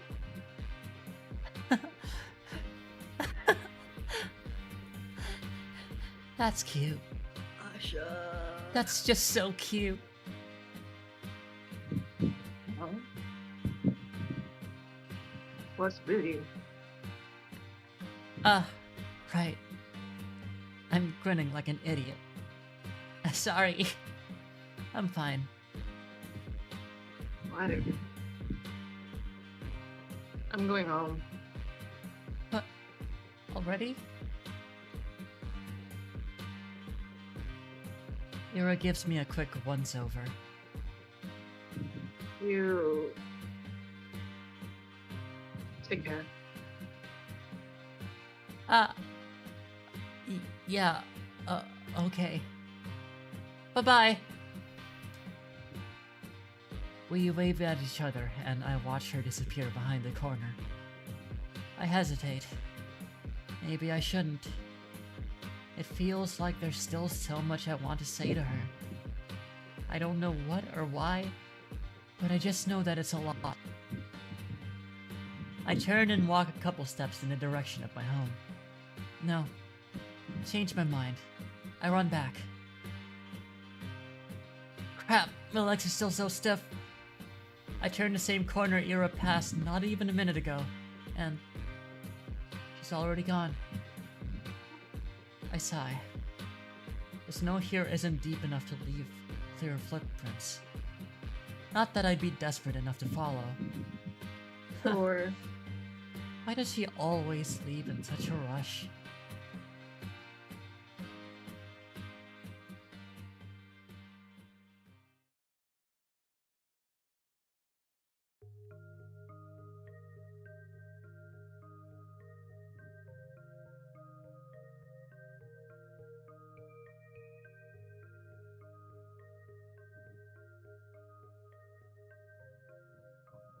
Just like Teen Yuri.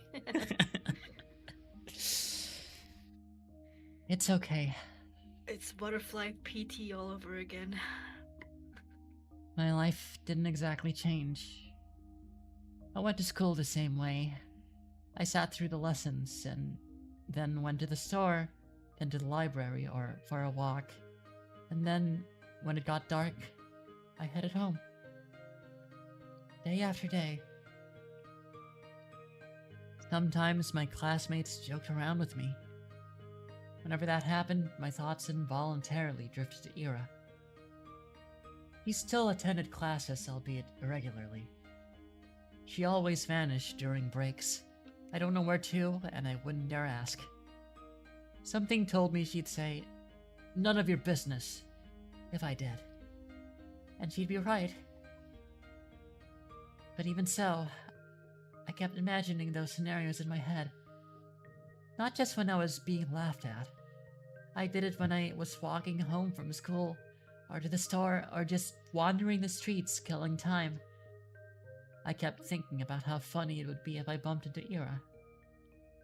I thought about how interesting it would be if we talked. I even tried to stay out longer. I started to take new routes. And as naive as it was to behave that way, I kept doing it. Again and again. Walking and walking, praying and praying. Have you assholes ever showed up? Huh. This bitch. Nobody saw Ira enter the class. Everyone was too busy whistling and laughing. And she caught me in a really dumb pose. Oh, that's on me. I wouldn't have chosen Dare if I knew she'd see me like that. Though, choosing truth when playing with these guys, I'm not sure what's worse. Oh well. I'm saying all this, but I got what was coming to me. I chose to embarrass myself, and as I did so, I kept begging, wishing as hard as I could for Ira to appear. And so she did. And now, despite the overwhelming shame, I feel so happy that I might explode. Ira walks to her desk, barely paying me a passing glance. All the boys skirt out of her way, only Garin doesn't.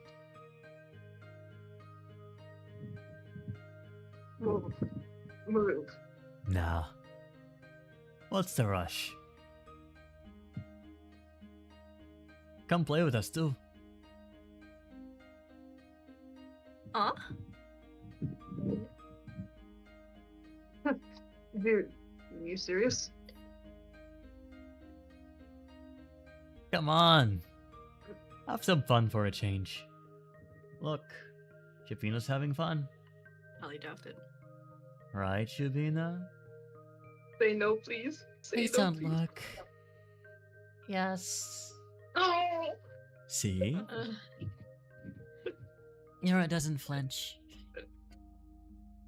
Out of my way. Or what? Wait. Gonna throw a chair at me? She could. She really could. To everyone's surprise, Ira calmly puts her bag in the nearest desk. She starts digging through it without saying a word. Garin lets out an awkward chuckle. What? Got a grenade in there or something? She looks at him. What are... Hole. Oh! Garin jumps back, bumping into another student. Oh, what the fuck? Everyone shifts away. What was that? Huh? What the hell? You... Something silvery shines in Ira's hand. That's just a protractor. It's a bow compass. Yeah. That? You serious? He doesn't say anything. The room fills with low murmurs that quickly turn into jeers. Psycho, nutcase, crazy bitch. Ira lowers the compass and makes her way to her desk, looking unbothered. It's just like the last time. Ira saves me without acknowledging my existence. Maybe some onlookers, no, most people will think she didn't plan on helping me at all. And that's what I'm inclined to think as well. Yet, my unreasonable heart is still elated, and I'm getting some really silly thoughts. The 2 times when Ira lashed out at Garin were the 2 times she saw him laughing at my expense. That can't be a coincidence, right? Of course it can. It was only 2 times. 2 times and weeks apart. You'd be an idiot to think otherwise. I guess you're right. It's the only logical train of thought. I should agree. I would agree. If only... I didn't do anything, really. Only Ira didn't show up that day. It's been 2 weeks since then, and I haven't stopped replaying that moment in my mind. Over and over and over and over and over. I didn't get sad about Ira ignoring me at school or anywhere anymore. Because in that moment, I got all the justification I need. All the justification I could ask for. It was everything that I could have hoped for. But I'm still a very greedy person. It's still not good enough. I still keep looking for her when I'm out. It's almost ridiculous how hard it can be to catch a person in a town this small. So at some point, I started to wonder. I saw my classmates regularly just out and about, strolling along the main street, at the courtyards, at the community center, at the store, at the cafe. They weren't hard to run into. But it was as if Ira spent all of her free time at home. Which could be the case, but didn't sound like something she'd do. From what I heard and could assume, she didn't have the best relationship with her parents. Spending hours on end in a home like that every day. No, I really doubt that. The other more probable option was that she preferred the outskirts. Maybe she didn't want to be bothered?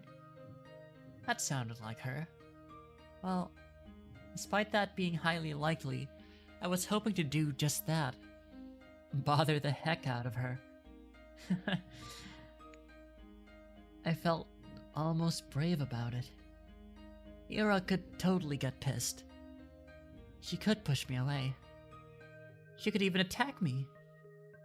Well, for some reason, I really didn't think she would. My breath halted.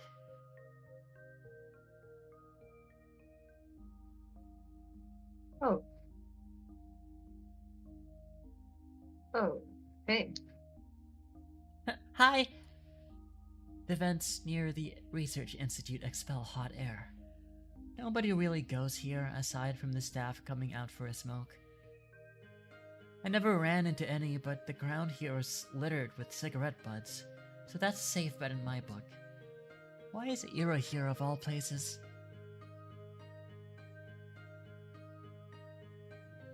Again.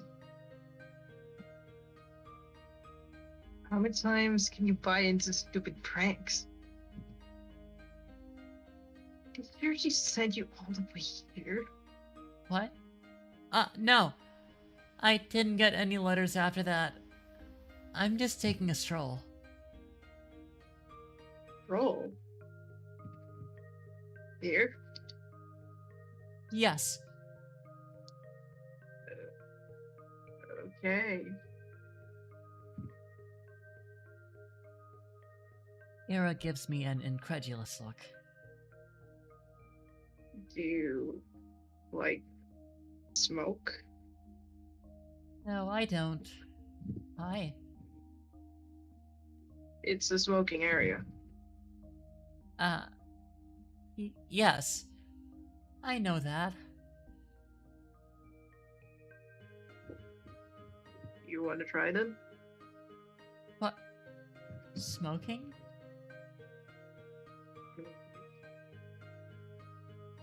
No, thank you. Okay. He shrugs. Awkward start. I can't let it end here. I need to just... And what about you, Ira? What about me? Why are you here? Were you at the Institute? Yeah. Something like that. Something like that. My mom works there. She forgets her lunch sometimes. Oh. Oh! You bring her lunch? That's what I said. That's so sweet. Eh? I mean, it's really nice you look out for your mom. It's whatever. It's not. I know it's not. With all I've heard about her family, the fact that she still goes out of her way like that, it's really amazing. The thought of doing something like that for my parents has never crossed my mind. I mean, if I were told to deliver something, I would. But Ira's different. She wouldn't do something just because she was ordered to. She'd have to really care about it. Crap. That proves it. Ira and I weren't cut from the same cloth. When I spend my days looking for excuses to stave off the minute I have to come home, Ira's cooking, packing lunch, and carrying it to the edge of town. That goes against everything I've heard. But it makes so much sense. That's why I've never seen her in the street. That's why she doesn't have the time to sit at the cafe. That's why she doesn't idle away at the community center. That's why she's an amazing... That's why she's such a caring person. That's why I'm such a piece of trash. No. She only said that her mom forgets her lunches sometimes. Lunches are prepared in advance. It doesn't take long to get into the institute, even if you walk from the other side of town. Yes, that's true. You'd still have plenty of spare time. This doesn't work. This explanation doesn't work.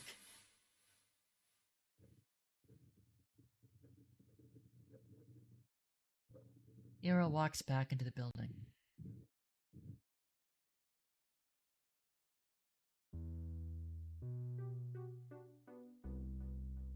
Do I really need an explanation? It's none of my business. I'm not so delusional as to believe or close enough to share something like that.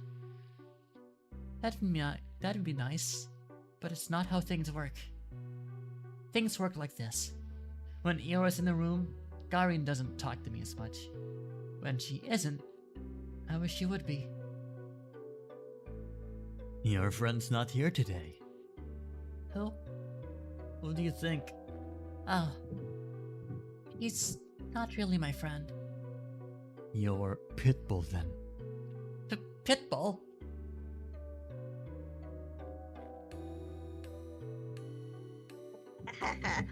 Sorry. Zoned out. Hey, what's going on? You can't make a harmless joke around that chick without her throwing a conniption fit. It's annoying as shit. They think we're friends? Well, not really. But looks like they've picked up on it. An Ira reacting like that to me being used as a laughingstock. So it wasn't just me. Not just my wishful thinking. That's nice to hear. Even if I still don't know for sure. It's the most comforting thing I've heard out of Garin's mouth to date. At least she barely shows up. Yeah, they'll probably kick her out before New Year's with that attendance record. Good riddance. That's right. Can't possibly be meeting the minimal attendance requirements. I don't know about her grades, but... Wait, I don't think they can expel her. Huh? Go. Please. Okay. Huh? Why not? We're the only school in town. Go end it. Where else is she gonna? Where is she going to go? Damn. Good point. Yeah. Well, her parents can just send her away. I mean, to another town. Yeah. To a relative or something. Huh. No! Oh man, now that you say that... Everyone pretend to be surprised when that happens.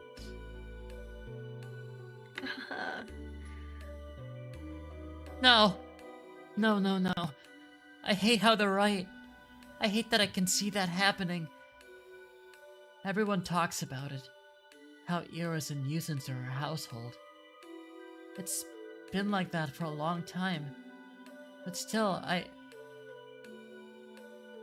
She forgets her lunch sometimes. Ah! That can't happen. No. It can't. It can't. It can't. It's not fair. It's not fair. It's not fair. They can't send her away. She can't go. She's so nice. She cares. She does. Maybe not for me, but for her family. Why would they send her away? That's just too cruel. They can't do that. If they do, then it will all be over. If they do, then I won't. We just started. I don't know what. I can't even call it talking. I don't know what it is, but that doesn't matter. Even if she just tolerates me, even if she doesn't want anything to do with me, I don't care. This can't happen. This physically cannot happen. I raise my head and look out through the window. The snow is falling lightly on the yard. The dark pine branches sway under its weight. The long gray clouds glide placidly across the tundra. Far past the fences. Past a mountain ridge. So far away that I can't picture it. So far away that my mind circles twice around the earth and comes back to the spot I'm sitting in. This world is way too gentle. It's been too kind to an ungrateful brat like me. Asha! If I've earned this world's good graces, why can't a person so much more deserving do the same? What does a person like that have to do? And is there anything that I can do? The brush glazing is so bad. Oh my god, Asha, I'm gonna strangle you more than Vadim will. A bird The flies glazing past the here is window. crazy. Sorry. We're, But I'm really using up all of my luck these days. Ira sits smoking in the girl's bathroom, just like she did when I first talked to her. Some snowflakes blow into the room and stick in her hair. It's gotten colder. Maybe you shouldn't sit so close. I know you don't like going to class as much, but you can really get kicked out like that.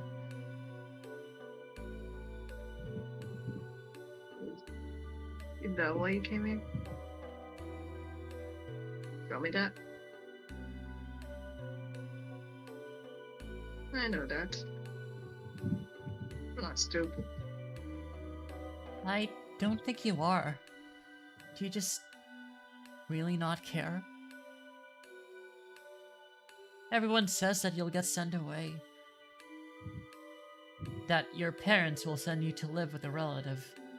Is that true? Oh, Probably, yeah. I might need to go, gang. fuck. Have fun. But I must Oh. go. Good night. No! Have fun. Vita! Ah! I can't believe. I can't believe she's gone.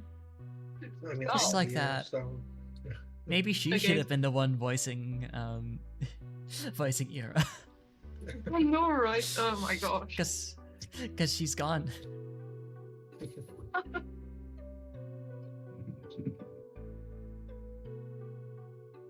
Ah, fuck. Did we do that? Of course it's true. I knew it was true when I asked the question. Maybe if you just cleaned up.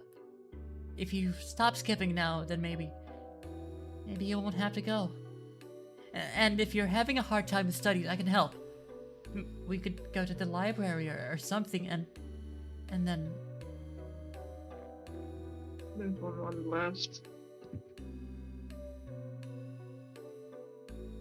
It's not gonna work. I get it. My voice is shaking. It's better if I keep staring at my shoes. It's okay. That's about what I expected. Of course I knew it's pointless to cram at this point. It was just an excuse. A selfish ploy to get some scraps of Ira's time before she goes. I wonder, did I do the same when Tosia moved away? It's only been 3 years. But now that I think back to it, it's all so hazy.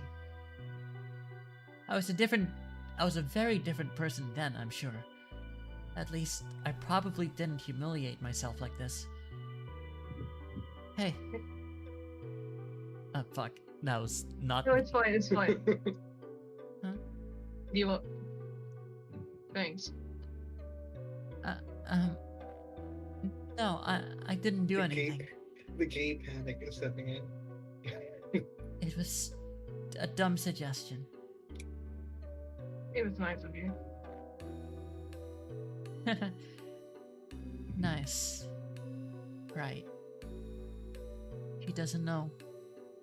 He thinks I'm doing this out of the kindness of my heart. It's just not fair. Bro, just be careful with me, Jesus Christ. He really is too good of a person. Are you not going to the toilet? Oh, actually, since you're here, have you seen anyone hiding a diary nearby?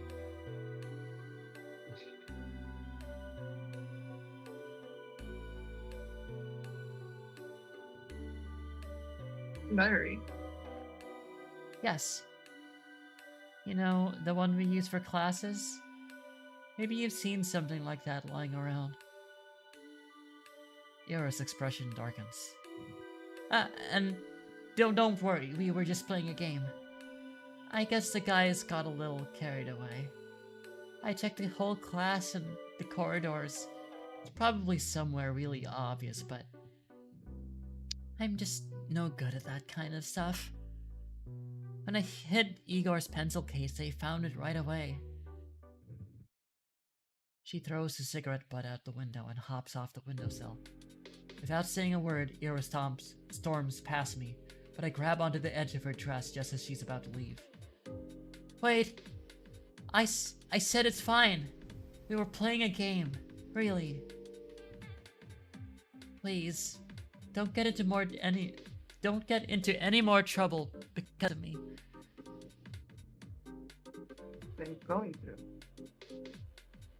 Huh? Idea where it is. It was Garden, right? No. Shurikov. Same difference.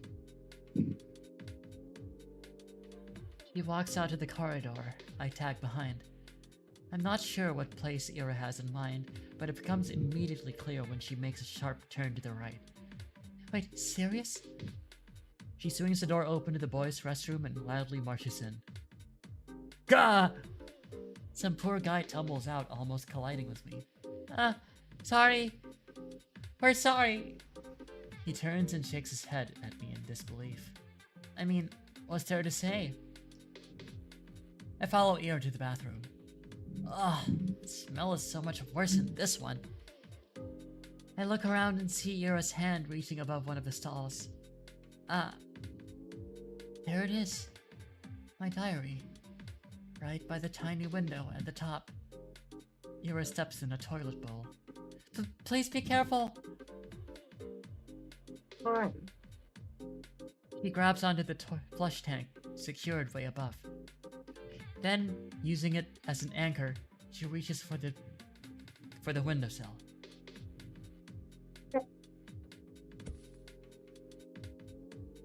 I clasp a diary in my hands. It's really been here all along. I look up at Ira, who's now awkwardly trying to get down. Wow, Thank you. Yeah. Oh. Ah! Ira almost loses her balance, but jumps just in time. The bowl makes a loud clang as she hops off. Oh. Are you okay? Yeah. Let's get out of here. You think it's broken? Don't know. I didn't see anything. Huh? But Why would I be in a man's toilet? Gross. ah, I see.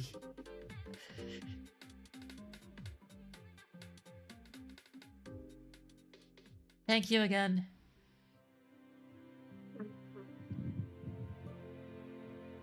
I how did you know it would be in the boys' bathroom? You think Shurek would go into the ladies' room? No. I suspected they put it there. I just didn't have the courage to enter. Thank you for doing this. I know. I should have checked there from the start, instead of running around the whole school like a... No. You can't keep going along with it. It was just a game. It wasn't. No, really. We were just playing around. Bullshit. You know damn well that what they're doing. They're not your friends. I never said they were. Why don't you tell them to piss off? For once in your life. I can't. You like being a victim that much? You. It won't get any better if you keep doing this. It'll only get worse. It's not that bad. And it wouldn't... I can't. I can't just say something like that to them. I'm sorry. Why the hell not? Well, it wouldn't be right, and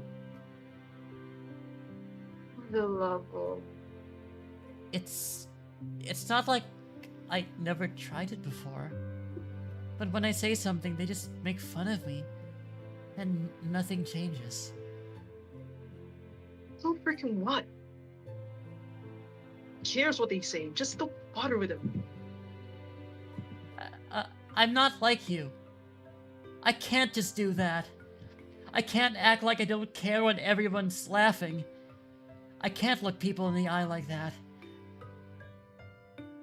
And when I go along with it, at least they talk to me.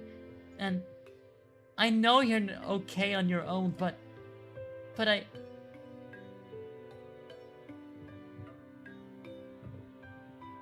So what's your plan? Huh? That's it? You're gonna spend the next 3 years like that? Seriously. She exhales sharply. She doesn't even look annoyed anymore. I get that. I'm also disappointed in myself. Yeah. Yes? You know I'm leaving soon. That's right. I understand what she's getting at. The unspoken rule Garin and his friends have been sticking to, holding themselves back when Ira's around. The real cowardly reason I'm so terrified of her going away. I don't know what to do. Why can't I stop? The hand she's been dealt is much worse than mine, but here I am, whining and clinging to her like a leech. I should be the one helping. I should be the one telling Ira to get her act together, and yet, I can't think of a single thing to give her.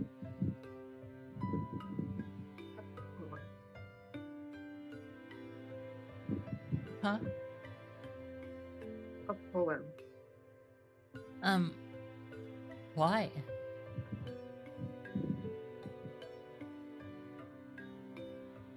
What kind of question is that? Because I like him. Oh, really? You liked them? You liked my poems?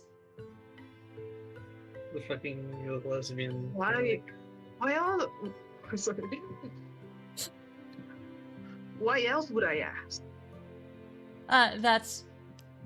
Thank you very much. I mean, yes, of course. I'll write one.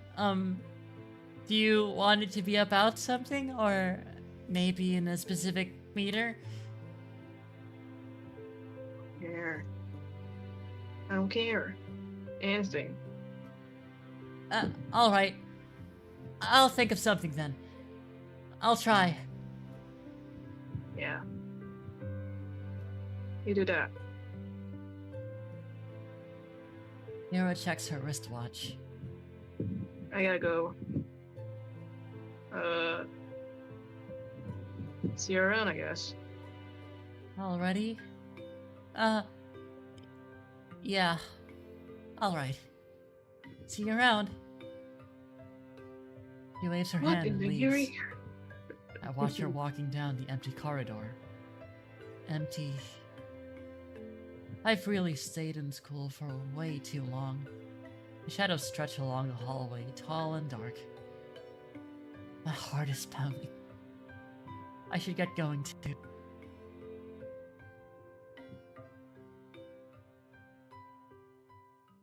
Who knows, maybe by the end they truly aren't friends. My life didn't exactly change. I went to school the same way. I sat through the lessons and then went to the store, then to the library or for a walk, and then when it got dark, I headed home. Day after day. Sometimes my classmates joked around with me. Whenever that happened, my thoughts involuntarily drifted to Ira. She still attended classes. She vanished during breaks. I never asked where to. I kept imagining scenarios in my head. Not just when I was being laughed at. I did it when I was walking home from streets, or to the store, or just wandering the streets killing time. I kept thinking about how funny it would be if I bumped into Ira. I thought about how interesting it would be if we talked.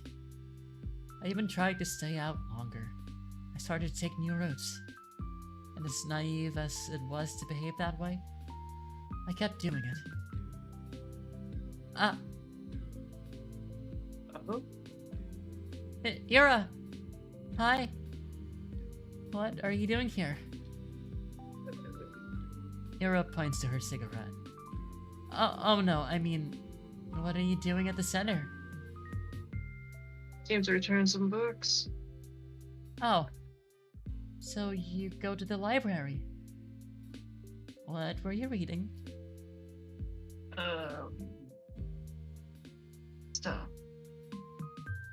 You don't want to say? You won't like it. Huh? Why not? Ira looks like she's really weighing down the pros and cons of exposing me to her taste in literature. Did she read something she shouldn't? Maybe she thinks it's too dark or crass for someone like me. That's kind of unfair though, isn't it? You know, the other week I finished A Plague by Camus. Never read it. It's about a physician trying to save a town from an epidemic.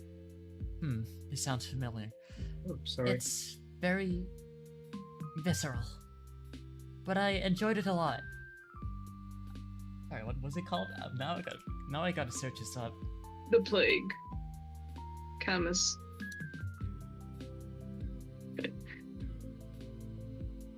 Intermission break. Brief intermission as I search what the hell Yes. this book is. Okay. Asha is so. The Plague, Oh. in French La Peste, is a 1947 absurdist novel by Albert Camus. So it's probably pronounced Camus. I think. I don't know French. Yes. But If this is the case, then this is probably something that inspired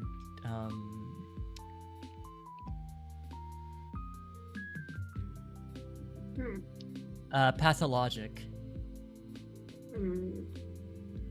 What's it about? Well, because instantly, just the plot centers around the French Algerian city of Oran as it combats a plague outbreak and is put under a city-wide quarantine. I see. I see. So it instantly just reminded me of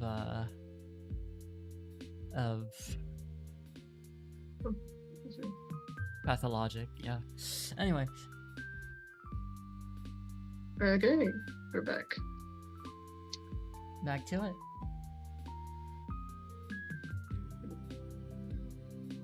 Not sure I agree with the message though.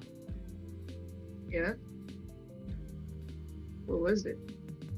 It was, basically it's that evil is an inherent part of life. You can try warding it off, but it'll never be for good. And even if you do good things in times of crisis, there will always be some greater force spiking your guns. Yeah, sounds about right. Huh? I guess there are some okay people in the world. But there's a lot more dirtbags. Really? That's a pretty depressing way to look at it. That's how it is. I don't know if I agree. At least I've never met someone I'd call a dirtbag. You serious? Garen's right there. Garen, well, he's not that bad. Uh-huh. Really, I don't think he means it. I'm sure everyone is trying their best they can. Most people wouldn't want to cause anyone pain, right? I think that's something Camus and I can agree on. Yeah, right. If everyone's so nice, where's all that greater evil coming from? Do you think it's a natural phenomenon? No, of course not. There are things we perceive as painful in the moment, and there are really horrible, awful things happening every day. But I don't think it's right to call them evil. Evil's intentional. Those things don't come from bad intentions. Sadness, loneliness, misunderstanding, fear, but not evil. There was this famous judge, Dionysius or something, from ancient Greece, I think? Anyway, he said, evil is not a being, for if it were, it wouldn't be totally evil. Evil has no place among being. Okay. So Hitler's not evil? Fine thought noise.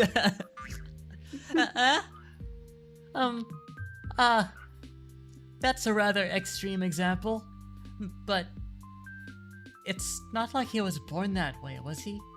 I mean, it wasn't his natural quality, I don't think. So the point still stands. He grew up, became evil as hell. Evil exists. It's freaking everywhere. It's freaking everywhere. Just cause there's a reason for it doesn't make it better. Of course not. I just don't like when it's described as something omnipresent. I mean, what? It's like, doesn't matter. What I'm trying to say is, we aren't born with some big evil force inside us. I doubt the universe is any different. What? The universe ain't a person. course it's ignorant. Well, yes, it's not. I know that. But it is a kind of being, right? Um, Um, I mean, since every being is pure by default, so is the universe. Because it's the idea of being itself, right? And uh, I'm not making any sense, am I? you're not. Sorry. It's whatever. About what I expect. What does that mean? You're weird. You say weird things. For a second I feel a lump rising in my throat. But then I realize something. Ira doesn't look annoyed with me. In fact, it's like she's not repulsed by me at all. I don't really get it, but it must be nice being able to think that way. Like, everyone's good deep down. Like, nobody would ever hurt someone on purpose.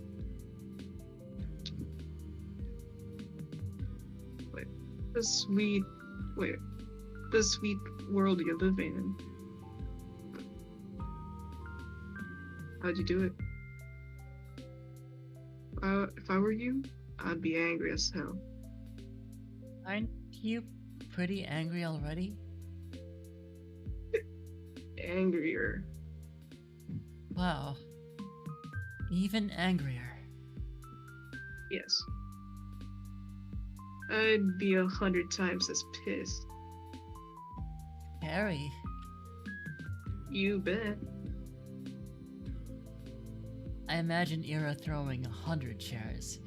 100 chairs flying towards 100 garments. Chairs flying, bow compasses swinging. Ira is like a bodhisattva. Dozens of hands, half are for holding furniture, half are for stationery. A halo of chairs and compasses. A halo drawn with a compass. Every new compass draws another halo. 100 times more compasses, 100 times more halos. Ira is surrounded by 100 halos. We talk for a little while longer. Just idle chatter while she finishes her smoke. I tell her about some of the books I've recently read. My impressions, my interpretations. I'm not exactly used to sharing those, so my thoughts come out sounding dumb and crumpled. She keeps listening though. Every time I say something, I search Ira's face for signs of boredom.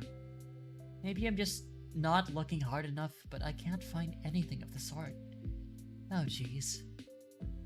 I feel so happy I might die. Pathetic.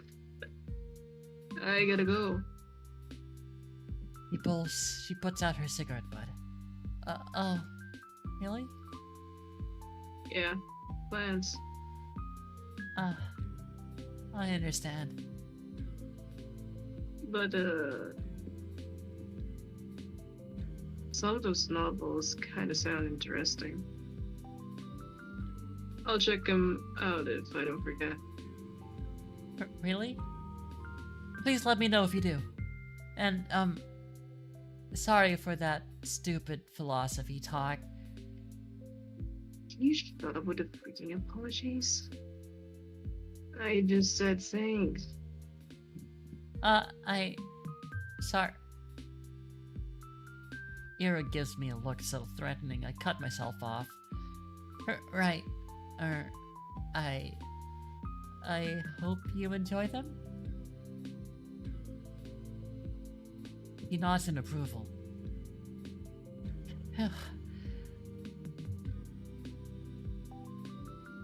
Oh, and the books I read. They were, Yes? angelic. Huh? by Anne Gollin. And Angelique? The romance series? It, it's it's historical. It's not just some lovey-dovey stuff, you know. I know my mom really liked them. They seem wonderful. I never got to reading them, and I didn't really expect you to be into. They're fine. It's not like I'm a huge fan or anything. You're not? It's just if you want to read something historical or whatever, they're all right. Oh, okay. I'll remember that. Ira looks like she's about to say something else, but then turns on her heels and stops away. You. Yes. See you around. Ira disappears down the street. There she goes again. And she My got body leans against a frigid wall. My legs are weak. We talked. Ira and I really talked. I never would have guessed. It was even nicer than I imagined. And I had no idea. So she likes books like that, huh? Ira likes novels like that. It's so wonderful. It's really, really wonderful. Every new thing I learn about her is more wonderful than the last. I need to meet with her again. I want to talk more. Maybe next time she'll tell me a little more about herself. Kinda feels like I hogged the entire conversation now that I think back on it. That was really self-centered of me. Next time, I'll have to ask Ira more questions. I'll ask her more about the books she likes. Maybe we could talk about movies? I wonder what her favorites are. Does she also like romance films? That would be cute. I usually prefer detective films, but I really enjoy all kinds of movies. So if she wanted to watch something, maybe we could even go to the cinema. That could be so much fun. It's been a long time since I've gone there. I need to see her again. The yearning is crazy. The yearning is crazy. Can't believe it. She skips even more often than before. Oh. No point in keeping up with classes if you're getting expelled anyway. I guess that's Ira's modus operandi. To some degree, I understand it. But I still wish she showed her face from time to time, if only for one lesson. We probably wouldn't talk even if she came. It's not something we ever do in class, so I don't expect anything in that regard. Just seeing the back of her head would be enough. What's with you, Sabina? Huh? You're all smiles. Finally taking my advice to heart? What advice? Not looking like you're about to hang yourself for a change. Great to see you, really. Yes. It is great. We're so proud of you. How about brushing your hair next? That grin makes you look like a basket case. Thanks, Vadim. I'll do that. You're welcome. He grabs my English notebook off the table. Payment for my services. His friends chuckle along. I couldn't care less about that. Even though she isn't here today, I don't mind. I know we're going to see each other soon. I'm going to do everything to bump into Ira again. I'll walk the whole town up and down so that we see each other. I'll scour every corner of this place to find her. Perhaps I'm being overly reliant on the universe's kindness. At the end of the day, even if I walk all the possible routes, there's no guarantee I'll run into Ira. But I want to believe. No, I'm convinced the world is merciful. So if I try my hardest, maybe my efforts will be rewarded. Of course, it's an entitled way of thinking. But there's so little time left. Too little time. I need to make the most of it. I'll make as many memorable moments as I can while Ira's here. I'll make every encounter count. I'll fill this measly scrap of time with wonderful things. Ira! Hi. Ah! Oh, Jesus. You. She sighs with a mixture of relief and irritation. I barely hold in a giggle. I'm so glad to see her. It worked. It worked. It really worked. Spotted Ira between the rows of garages in the edge of town. She was crouching down with a wooden wall, hugging a thermos with one hand and holding a cigarette in another. What are you doing here? What does it look like? Meditating? Wrong answer? Ira shakes her head and looks back at the ground. Huh. The rush of joy that had washed over me when I first noticed her began to dwindle. Now that I take a closer look, I don't think I've seen Ira curled up in this way before. Everything about her posture screams exhausted. But why out here? Are you okay? She mutters something. Huh? Really? What was that? I didn't quite catch it. I take a tentative step towards her, but Ira's cowl stops me dead in my tracks. Eh, You spying on me now? what? No. No. I was just walking here. It's a dead leg. It's a dead leg. At a garage lot? Yes. He gives me a look of such contempt it sends a shiver down my spine. Why? I'm not lying. Really. I always take these walks after school, and going the same route gets boring over time, so sometimes I go through here, or through the barracks, or a couple of times, a couple of times I even went to the helipad. You know, the one that's over there? As I speak, I see Ira's expression slowly change from disdain to confusion. Ugh, this isn't right. You talked so nicely just a few days prior. Why then? Did she hear something bad about me? From who?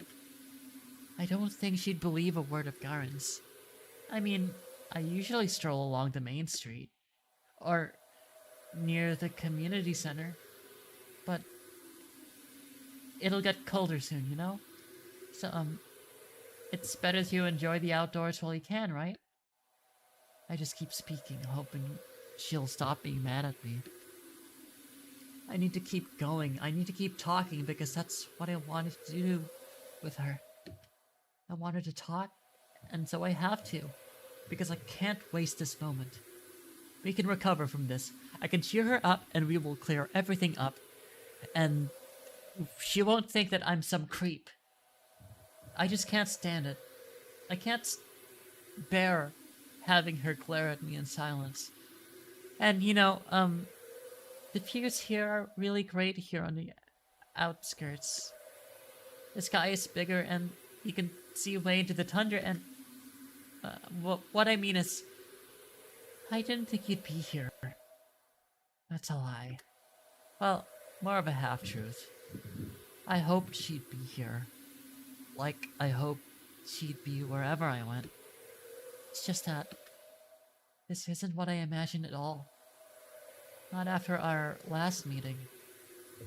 Not after everything. She's just staring at me. She's just staring at me. For a moment, her eyes soften.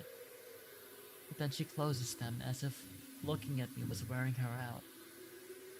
She takes a drag and turns away from me.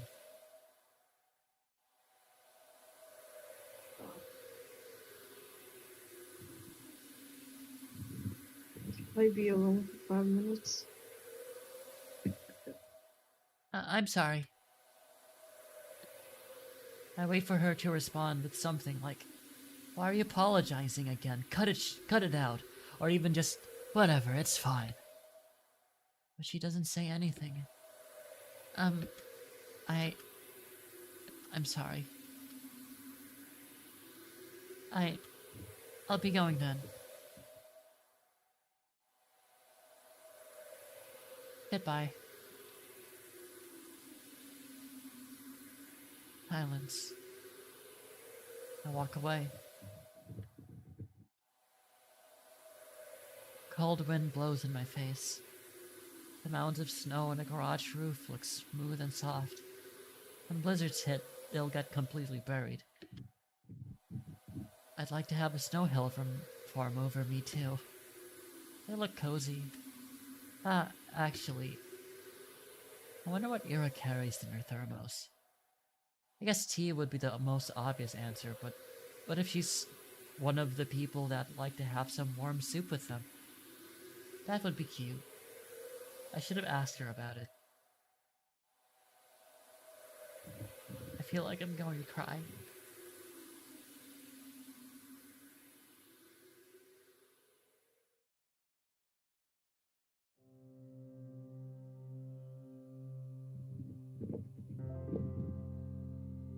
Hey, you got any plans for your New Year's? What plans? I'll be with my folks.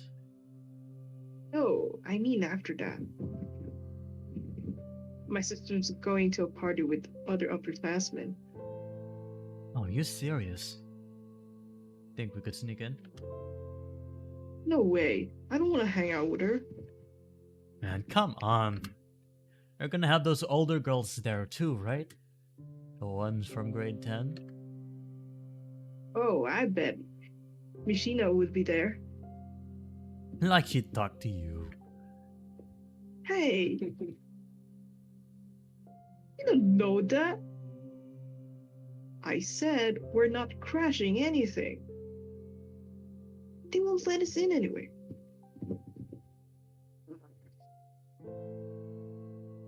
That's true. Where are we going then? Whose place? Not mine. We got Grandma coming over. I can't host. You? Me neither. Adam? No way. Dad's been... He's kinda tired recently. Really? Yeah. It's whatever though. Work stuff, I guess. I hear you. So good My mom's also out of it. All adults are pretty stressed, huh? Figures. It's the end of the year. Oh, Sin, do you want a voice? Right. I mean, I'm currently eating, but if you guys want me to. You wanna That's take fine. Vadium?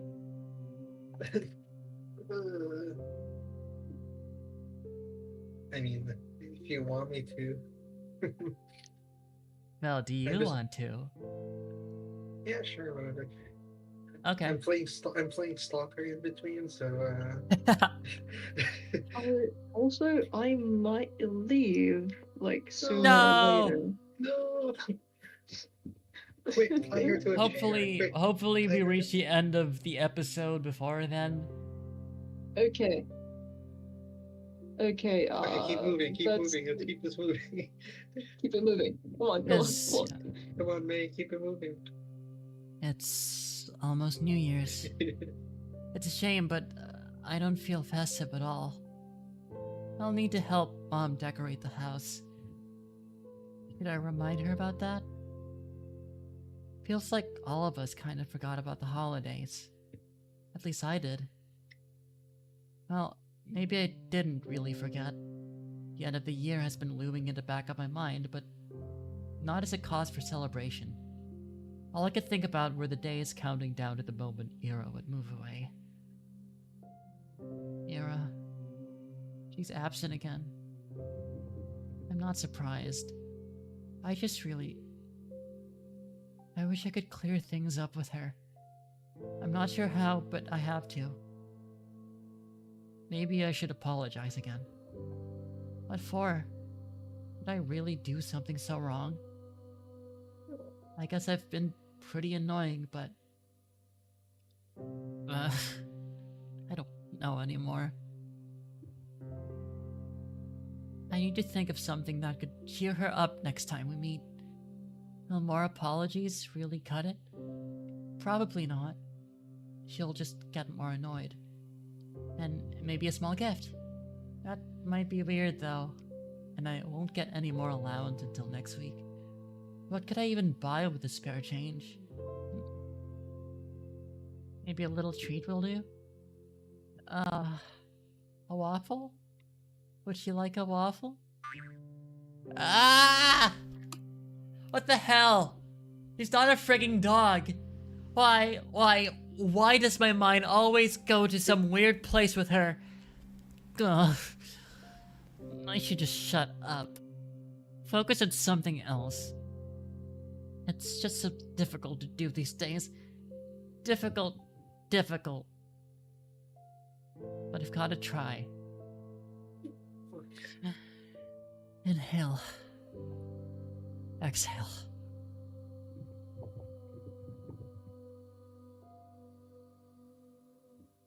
There. A little clearer. I see the sidewalk a little bit better. The buildings, the sky, the lights. Everything around is friendly. Everything is beautiful. That's great. Those are great things to look at and think about. Perhaps I shouldn't breathe so deeply. You can really get sick from this. It has been getting colder after all. My usual routes have been getting harder and harder to finish. And it's not just a temperature. The paths on the outskirts get snowed over, so trudging through them tires me out really quickly. The winds are picking up too. Even when I cover myself up with a scarf, it feels as if my face is being pelted. I'm not meeting anyone out here in this weather. I should have gone to the library today. What time is it? Maybe I can still make it. It closes at 6, so... No. For sure not. Oh well. I've already begun putting up New Year's decorations. Everything's lined with lights. Oh! And there's a pine tree near the community center. It's so tall. And bare for now. Well, I'll like it as it is. The way that snow rests on its branches makes it look so mighty. Alright, I'm getting into a bit of a festive mood. Wish the forests weren't so prickly, then I'd look around some more. The streets are empty, save for a couple of adults I saw walking down to the bar.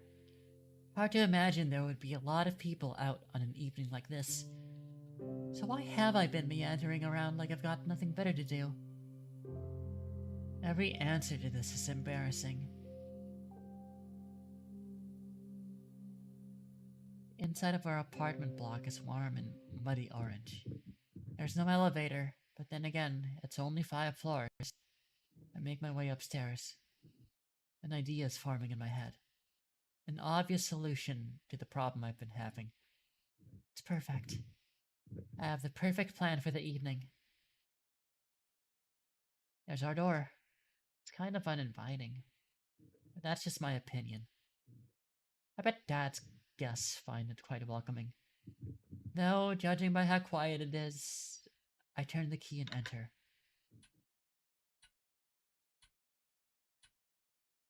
The only sound is the faint muttering of the TV coming from the living room. Yes. Thank God.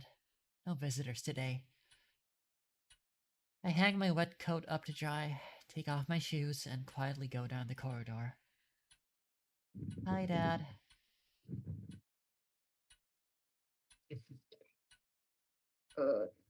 Hello. I don't even stop to peek into the room. I won't see anything I haven't seen before. At least tonight seems like it will be calm. I wash my hands. When I exit the bathroom, I hear a soft voice from the kitchen. Oh gosh. Out with the friends again? Hi. Mom nods her head, staring in front of her. She's smoking again. I go in and open the window and turn on the light. She squints from the sudden brightness. You want some tea? I'm setting the kettle. She shakes her head. I sit opposite her and wait for the water to boil. She's not saying anything, and neither am I. I'm not awkward per se. I just pick up the oilcloth and swat away the smoke that occasionally drifts in my direction. We're both used to this kind of thing in our own way. Even so, I go to my room as soon as I fill up a teapot.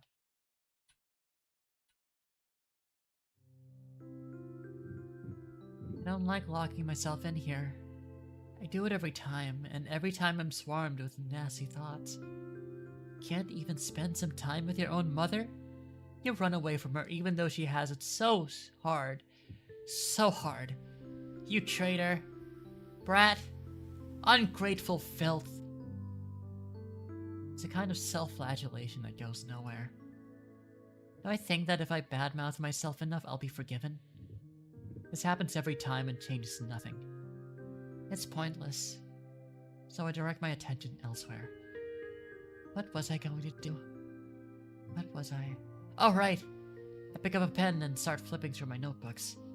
Ira asked me to write a poem. Just thinking back to it makes me so giddy. She said it. She told me she liked it. Ira likes my poems.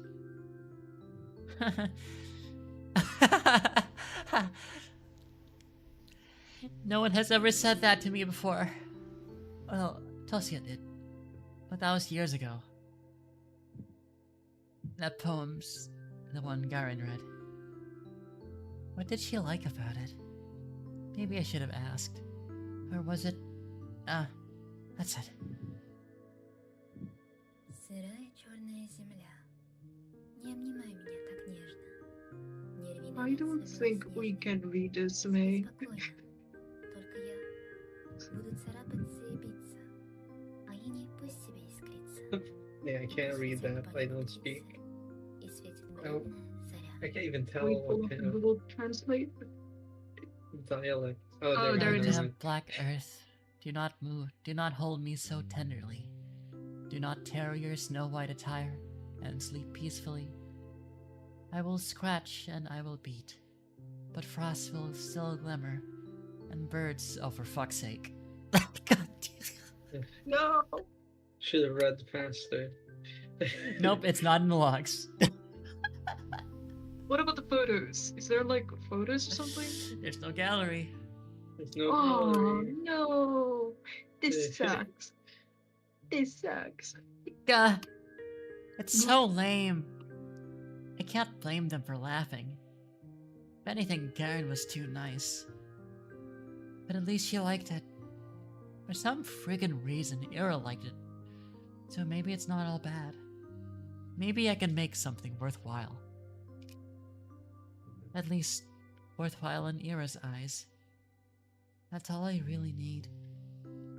She got angry at me the last time I saw her. I don't know why. Mess up a lot. I really mess up a lot. I doubt she was in a bad mood because of me. You missed a poem that was said in Russian, Nave. Yep. Unfortunately, it's not written in the logs, so I can't Yeah, Go it's not back. in the logs. I can't go back. Don't worry, it's in the stream. It's in the stream. We can just visit it. Gosh, this But visual novel is like a long one. According to the Steam page, it's like 7 to 8 hours of Ah. story. wait, say that. No, don't say that again. I doubt she was in a bad mood because of me. But I definitely didn't help. But now I will. Maybe if I do this, she won't be so mad anymore. I've been really trying since that day.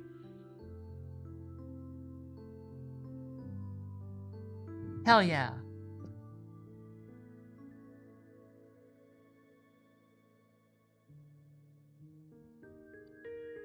Awesome. I've been really trying since that day.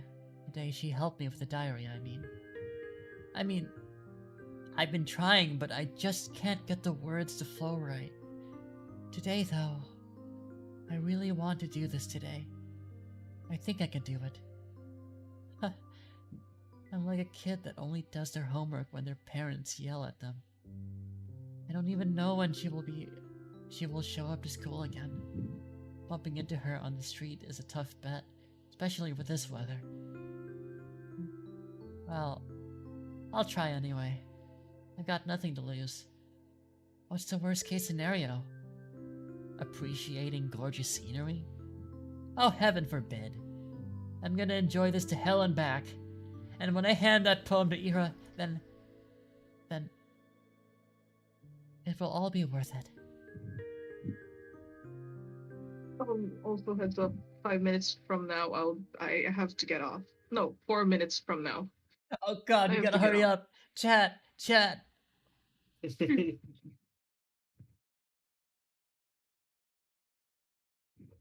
Ow. My wrist is tired. I'm gonna totally wear down this poor eraser at this rate. I've got to remember to buy a new one. It's just a bit annoying. Even though I asked my classmates to be more careful, they always forget about it.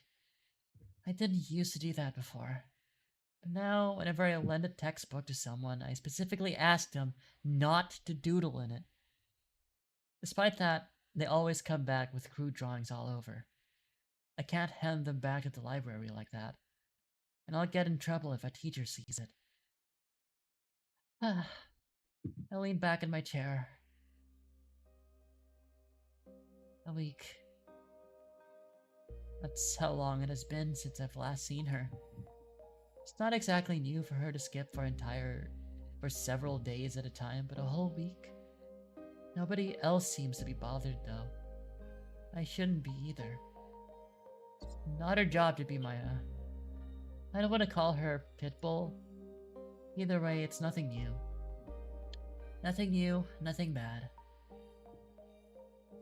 Maybe Ira is taking in the town she's grown to love. Who knows when she'll return here after she moves out. I get that.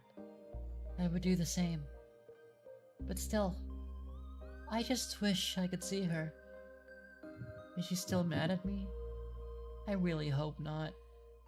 But if she is, I have just a thing to help it. That's right.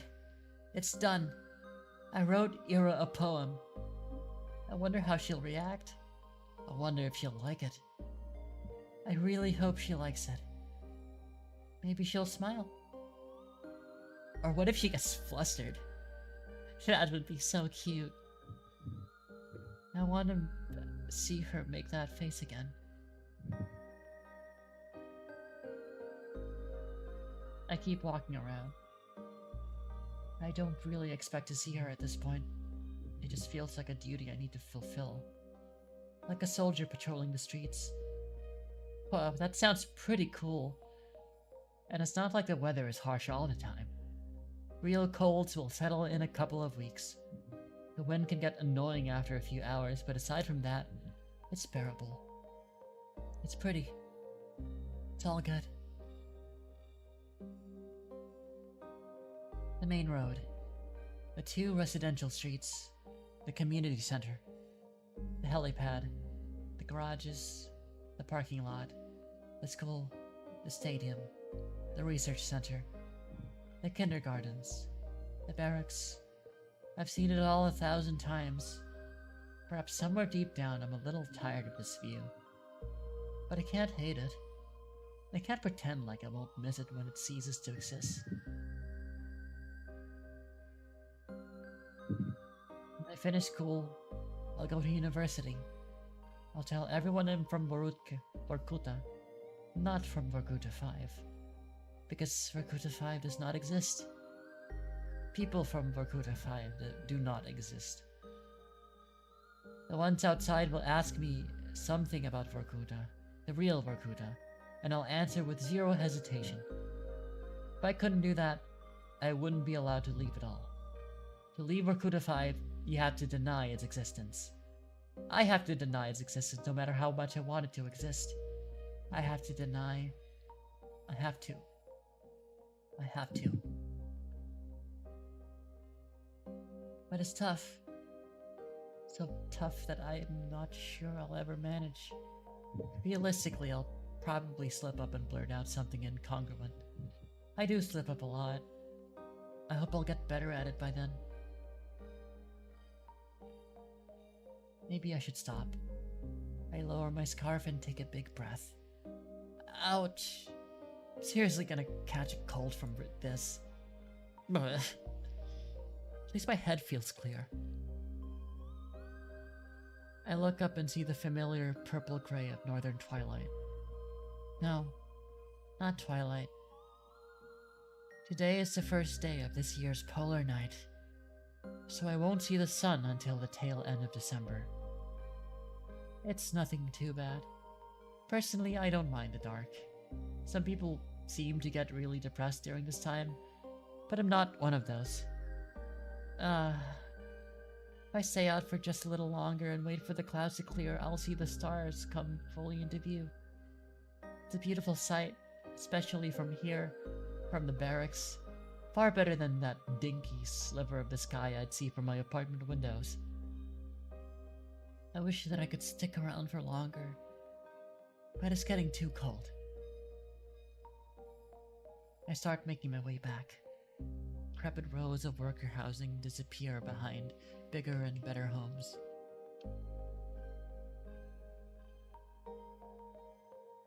There's that old playground just around the corner. That's right. I used to go there all the time with Tosia. Even... Jesus, gone.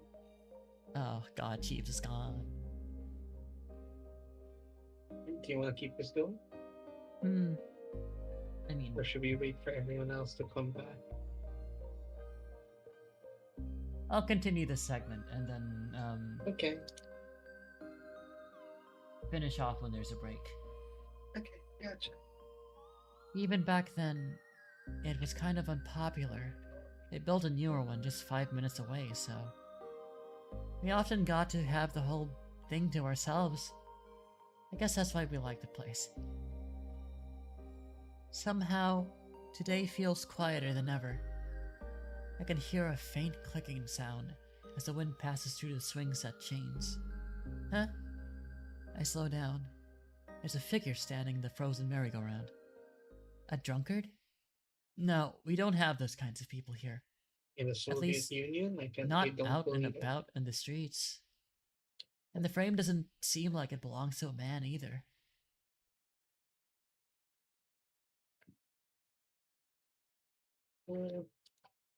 Hello. Yeah, I'm here. What?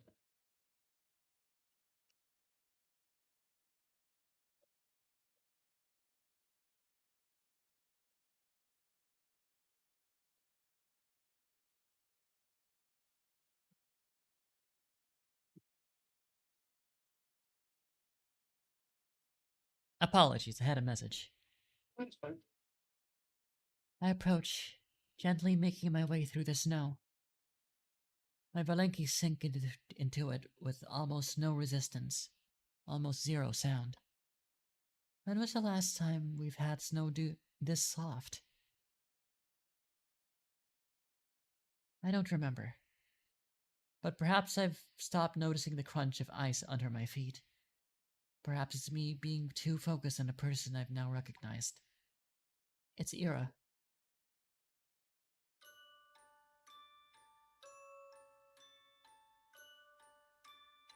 He's hunched over, elbows on her knees, hood down despite the cold. Her hair is tangled, half wet from the snow. What is she doing out here? Smoking or... Huh? I stop a few meters away. Ira's letting out quiet, gasping sobs. Ira? She looks up fast as if jolted awake. Eyes red and puffy, face raw from wiping at it with her sleeves. There's a bit of snot on her upper lip. What? What do you want? I don't know how to answer. What do I want? All I can think about is how I've never seen a person look so small. Ira swipes at her eyes again, then stands. She stumbles a little, trying to regain her usual posture. What? Another one of your hangout spots? Also, hi, Chiefs. You, What? Another one of your hangout spots? I thought you were going to bed, Chiefs. No. As soon as Name told me that you guys found Ira, I was like, you can't be for real. I got to be it. Okay. Damn, creep. Her voice cracks halfway through. Well, enjoying the show? I slowly shake my head. No, I just saw you. Ira rubs her nose on her sleeve again. Her hands are shaking. Go back to whatever hell you came from. Go home. Asha. This isn't for you. I take a small step forward. I want to say something, anything, but my head draws a blank. Before I can squeeze out a single word, Ira turns around and stumbles through the snow, away from the playground. I can't even muster the courage to call out to her, let alone follow. I simply watch as Ira vanishes into the alley. If not for her footprints, I'd believe she was never even there. What did happen? What did I miss? The snow keeps falling. We found Ira crying. Oh. Okay. A feeling I've long forgotten swells inside me. I've learned not to acknowledge it, so it got buried many layers deep. The hollow space inside my chest grows darker. The sky is full of pinpricks. The world is looking down on me, but not in the way other people do. It's kind and gentle, and I don't feel small under its gaze. Its eyes are pure and tender.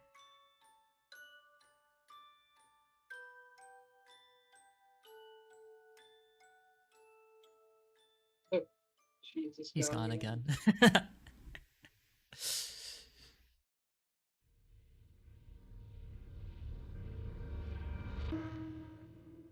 Oh, this is a good place to stop, huh? What? Oh, yeah.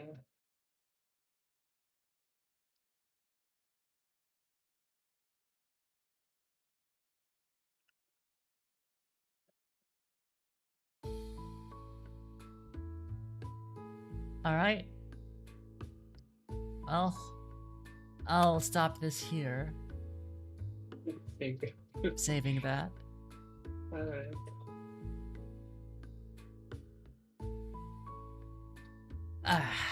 Okay. So...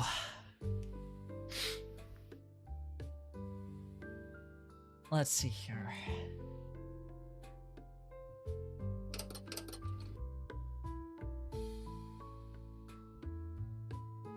Chiefs left right as the episode ended. That's funny.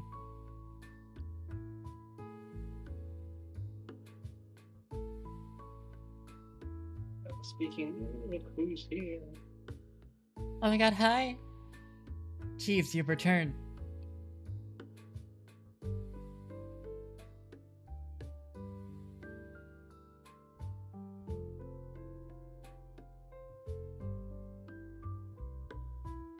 I can't believe.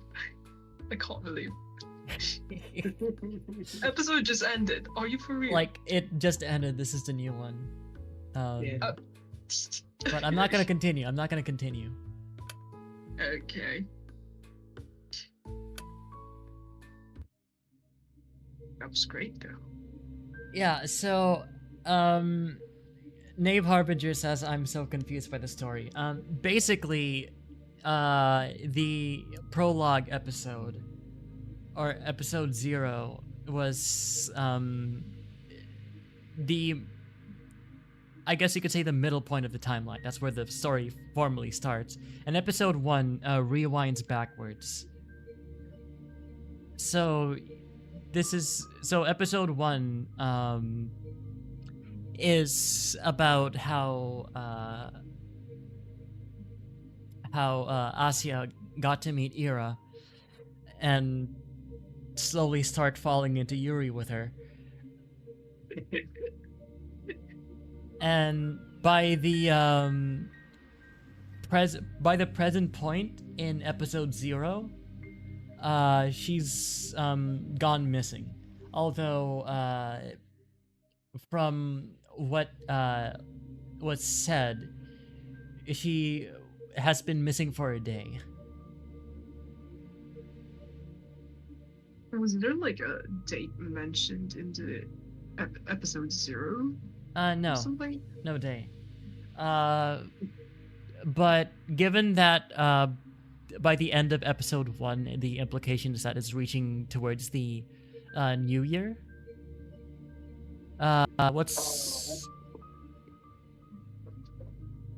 It's like it should be like early January. Mm.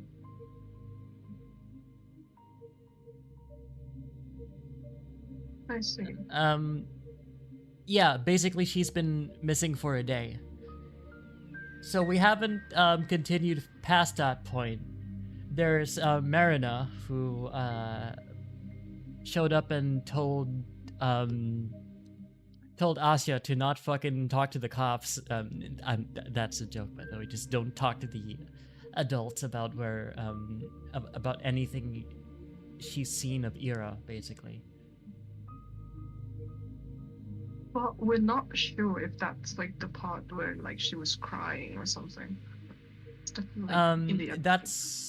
That's after, because episode 1 takes place in the past. Yeah. So we spot her crying before. We don't know what's going on with her.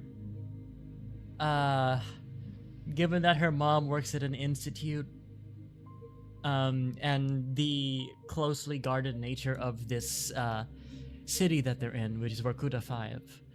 The thing about Vorkuta 5 is that officially does not exist, as is revealed in episode 1. Like, as people leave Vorkuta 5, they are they're essentially trained to lie and say that they are from Vorkuta, which is the city proper. So this is highly likely a experimental gated neighborhood, I guess you could say. There's not a lot of people. There's like below 3,000. That's a population. So, given that there's an institute and that Ira's mom works in it, there's some fucking weird government shit going on. I bet my left ball sack. That's crazy.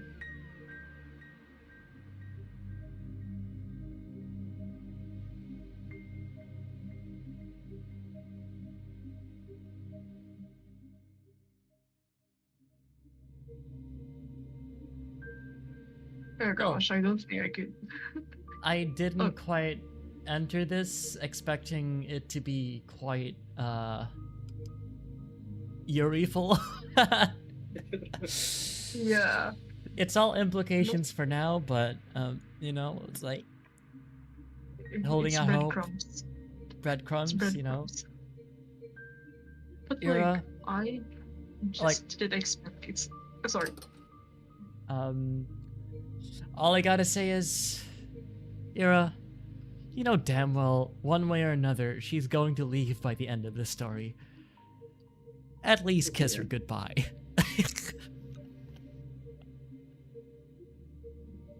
Also, I did not expect it's a full-on story, story. You gotta sit and read through every line. So I was waiting. Gen for- Zers when they have to read. No. Shut up. The thing is, I just did not expect it's a full-on novel, visual novel, and I was expecting at some point there will be choice picking, but as the story goes on, I was like, oh, it's literally those visual novels where it's just telling you the story through a game, Nah, and it's Under the Steam game info, it states as such. It's a linear visual novel with roughly 7 to 8 hours of playtime. There are no choices, the ending is predetermined. Sit back and enjoy your time in a town that doesn't exist. Okay. Look, I do not have Steam. I am enjoying this a lot. Same. I'm liking it a lot. I'm liking, I am a sucker for whenever Russian stuff starts talking about philosophy. Funnily enough, because I've had experience with watching movies by what was his name, Andrei Tartakovsky.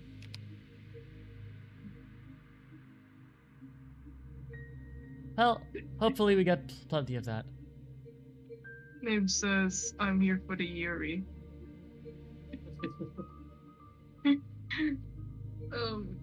I did not expect. Andrei That's the truth. Tarkovsky. There. Fucking bastard. I don't know anything about him and his personal life, but he makes his movies so fucking long-winded. And I'm here for it, but also fuck that guy. Also, welcome back, Chiefs. You disconnected and reconnected. I know. I think I should actually go. I can be 20 done. minutes past. I'm 20 minutes past, and it was a great stream. I'm just winding down and talking about my thoughts. I hope you guys have fun. You and all too. that, because I did. You have fun, or else. Okay. I will try to savor everything. I'll try to savor everything. Anyways, see you guys. Love the world and everything in it. True. Z.A.T.O. I bet that means something. Likely something Russian, but I bet it means something. Probably does. But right, I mentioned Andrei Tarkovsky because that's my boldest exposure to Russian cinema. I generally don't read a lot of books, to be honest. I generally just read books whenever whenever I'm really interested in something. And films are more likely something I'd engage with, and so I watched Stalker, and then I watched Solaris.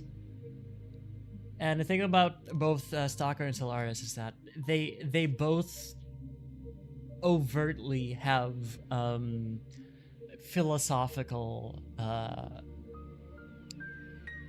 philosophical themes. Like it's embedded even in their dialogue. So it's you read manga most of the time? Yeah, no problem. Enjoy yourself however you'd like. But I'm a fucking weirdo.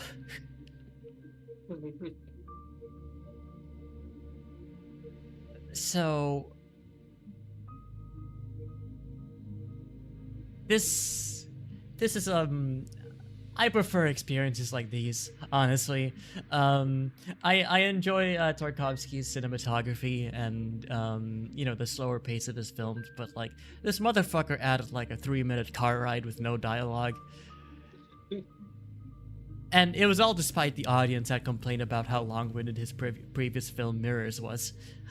Like, it's not a joke.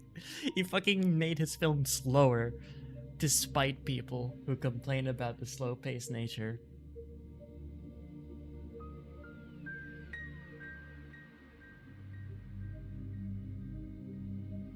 But, you know, he was making movies at a time where a lot of the visual language that we recognize and like easily intuit in movies these days, I wouldn't say they weren't as commonplace. I mean, he was like, let's see here, when he was active between what 1962 and up until 1979, and then 1986. Yes. 1986, yeah. He fucking died because of the filming locations in Stalker. Basically, I believe they filmed in an actual power plant or some shit like that. Point is, somewhere very, very toxic they shouldn't have been filming in. Unsurprising. So, yeah.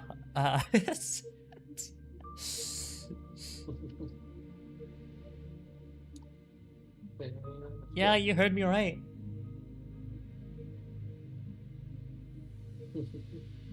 But between Stalker and Solaris, I highly I think I prefer Solaris.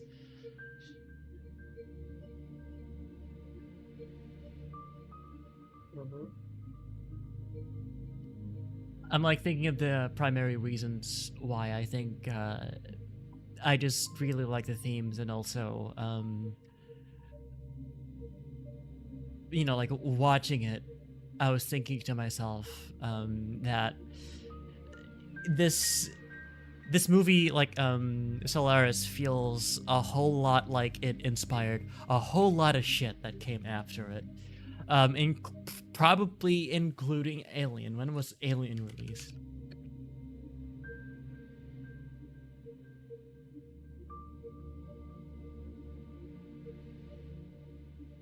Alien was released in 1979, while Solaris was released in 1972.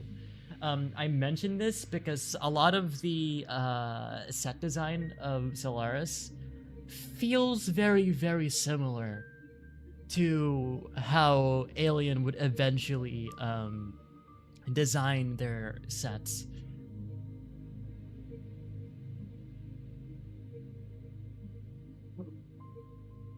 That's fine. That's fine. This is like a little bit deeper. I think that unless someone's like a huge cinephile, they wouldn't be watching these films because these are art house films. They're not for everyone. I can say for certainty that they are not for everyone. I say this as someone who enjoys these movies. I couldn't recommend them. Not unless I know that the other person is the same type of insane as I am.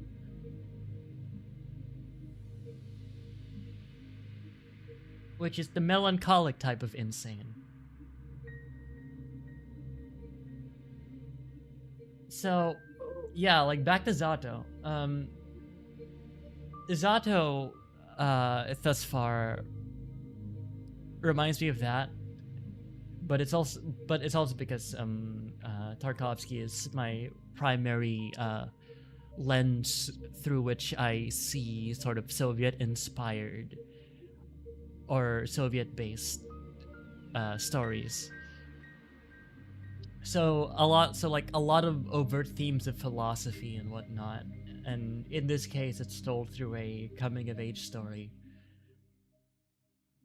a coming of age Yuri, Yeah.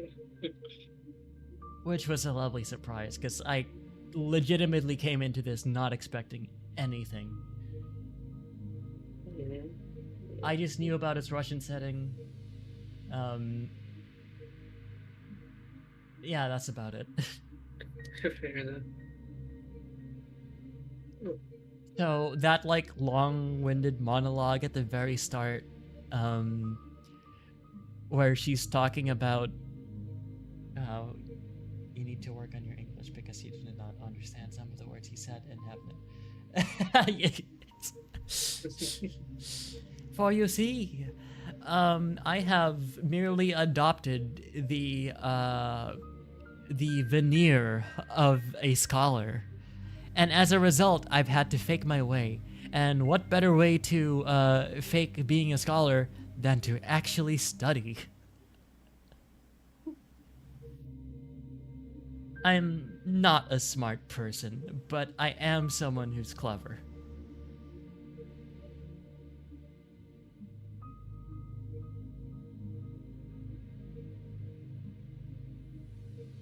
But right, um, it's like it's highly interesting to me because I haven't read something that's this subtle in a while, where primarily because I've been playing fucking gotcha games. I should play less. I should play less gotcha games because they cannot handle any amount of subtlety whatsoever, and they need to know that they need to let the players know whenever something's happening. It's like the fuck. But this is like a very, very lovely change of pace. You know, like I'm no play. No, listen. Knave. Of course, I didn't. I finally realized what your profile picture is. I wasn't paying attention. Fuck. I didn't realize you were fucking Arlecchino this entire time. My apologies, Padre. But like, I just don't go to gacha for this subtle form of storytelling a lot of the time, because with the exception of Arknights, nothing really has that in the gacha space.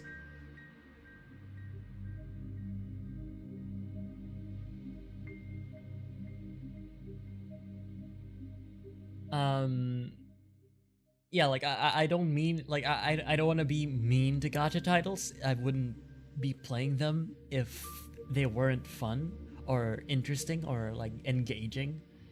I don't play Moving Waves, but I did watch the most recent update because it's heartbreaking. Just gacha games in general. But if you want to know the games that I play, it's Arknights Enfield and Zenless Zone Zero, although I am currently on break from Zenless until they reach 3.0.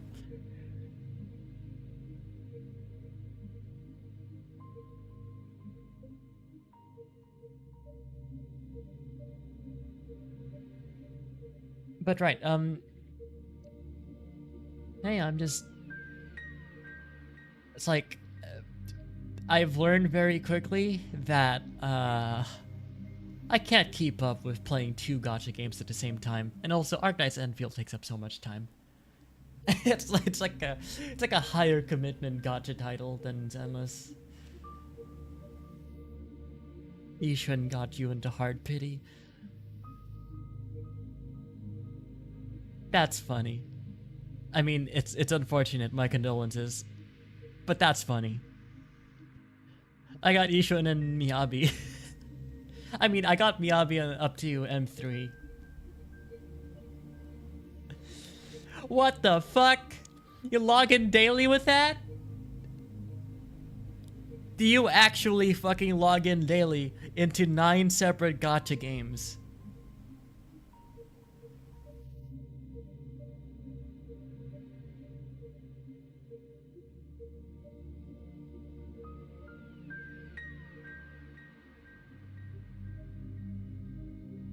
You know what? Fuck you. I'm gonna laugh at you.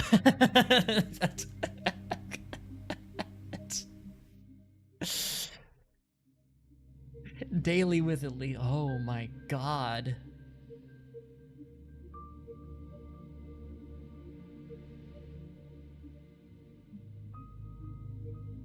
I got high AMF.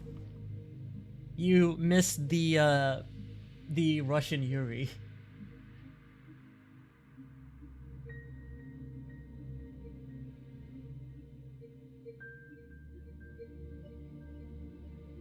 But yeah, no, like, I could not imagine that because, to put it simply, I even kinda don't like how much gacha I'm playing, even now. Because I like playing different experiences.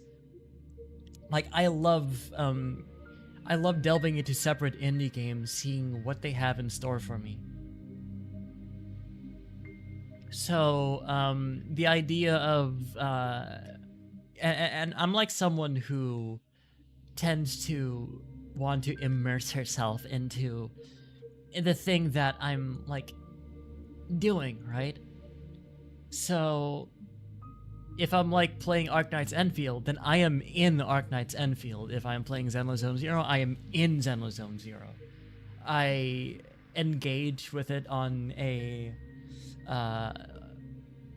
deeper level. Well, I try to engage with it at a deeper level. So, like, I actively engage with the gameplay by, like, actually looking at my team comp, considering which characters go with which. And then I also, yeah. It is like reading a book, which, you know, it's funny that, because you just reminded me, I have yet to finish Monday Starts on Saturday by Arkady and Boris Strugatsky, which is Soviet literature.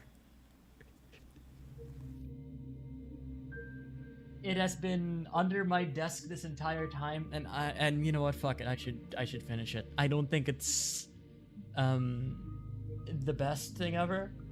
I like it for the world building, but it's nothing but world building. Because this is essentially a book about do I like manga? Yes, I do read quite a few mangas.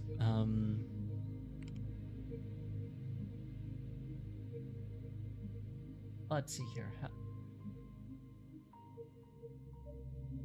Oh yeah? What's that Yuri called? Let's see if I've read it.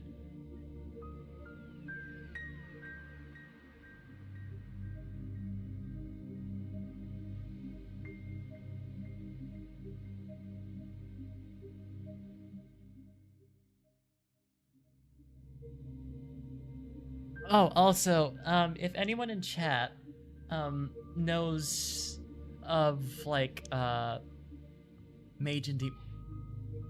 Motherfucker, that's not a manga, it's a webtoon. It's a webtoon! And I read it in, like, 2 sittings. It's like the short hair, the short one with brown hair, and then the demon queen has, like, white hair, and she's, like, tall and quite muscly, right?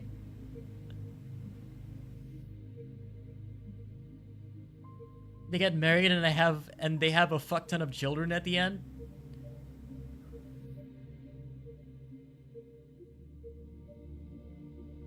Wait, have you finished that webtoon? Okay, good. Jesus Christ. Like, they have an absurd amount of children at the end.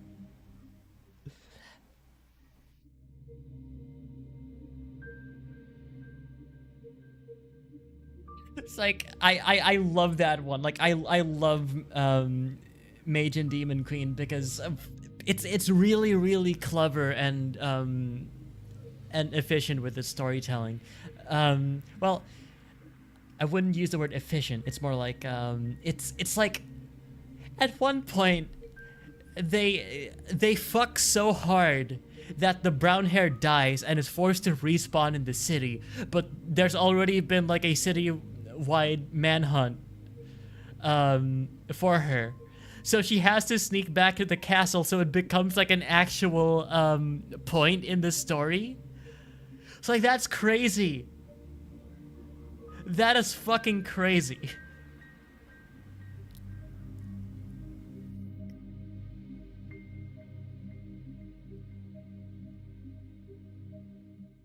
It's like that something like that would have been a one-off gag, but instead it led into her meeting the resistance within the city premises.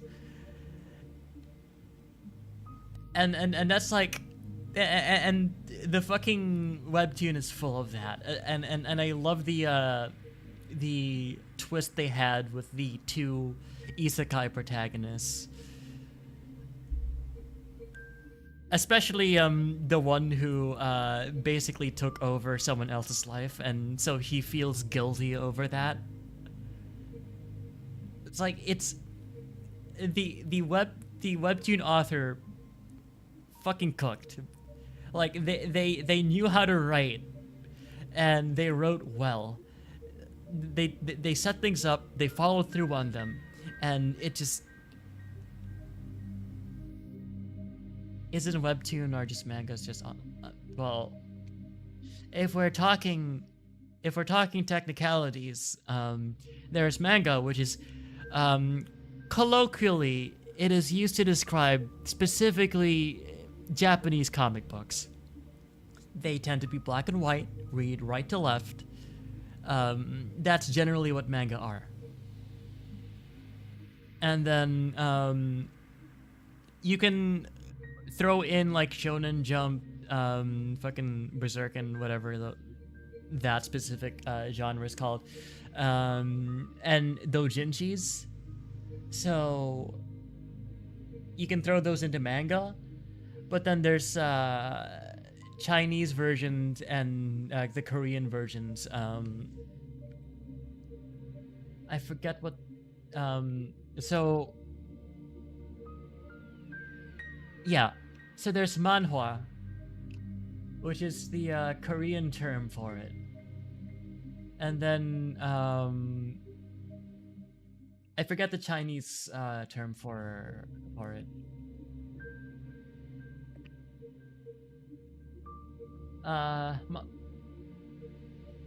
No, there's the same thing, the spell differently, which is manhwa.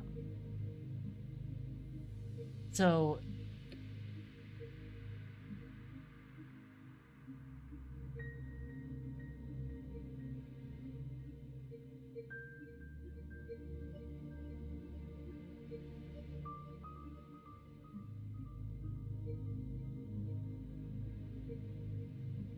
yeah, I put it in chat there.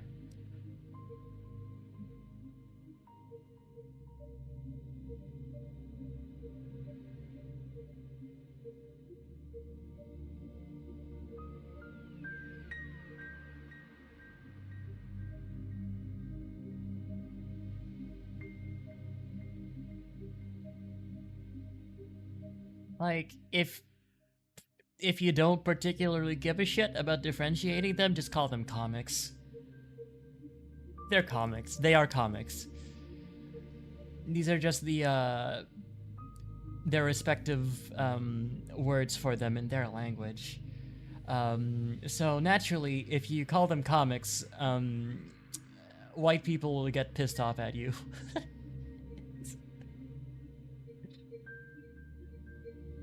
And I thought manga is just like a book with anime characters look like. No, nah.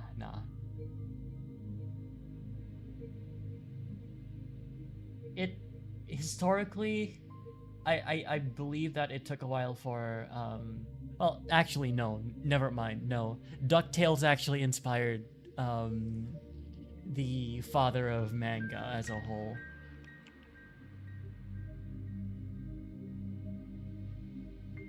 Basically, there's Tezuka Osamu, which is the creator of Astro Boy. I don't know if you've heard of that. He started creating the basically the seminal works of manga specifically because he really fucking loves DuckTales. It was specifically DuckTales.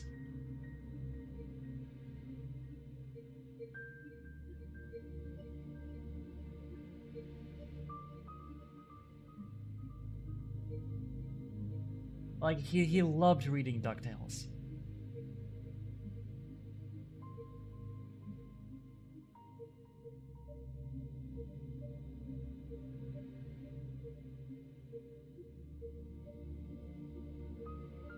But yeah, like I mainly knew him because of Astro Boy because I didn't grow up reading it, but there was a place that I lived in, which I won't disclose, in my childhood, which had like a hobby shop with a statue of Astro Boy right outside it.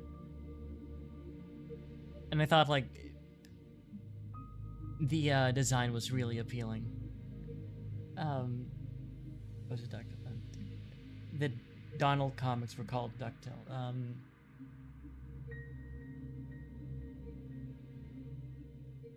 DuckTales was, I believe, specifically like a relative of his.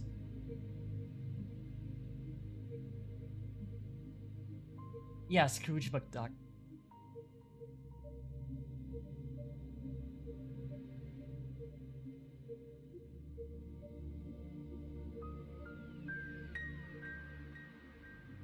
But I don't know. I've never read DuckTales.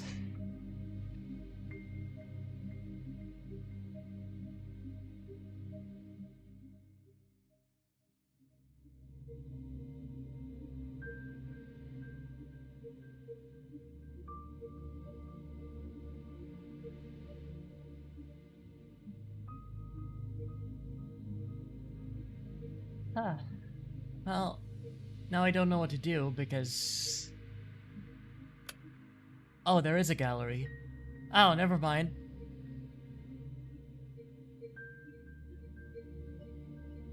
I remember telling Cheeves earlier that there wasn't a gallery. There is a gallery.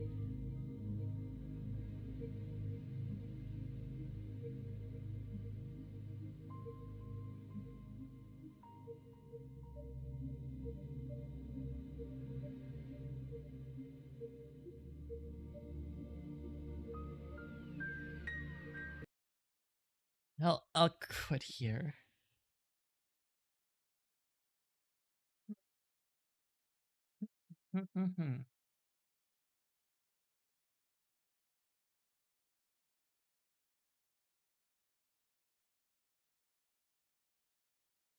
Nah, I don't think I will. What did I miss? The end of the world.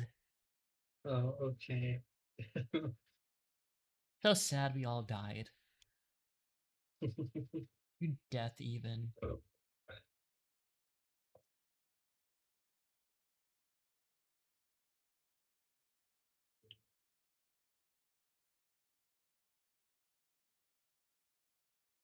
Okay, I should not be scrolling through my blue sky while on stream. I follow so many porn accounts, Wonderful. as one is ought to do.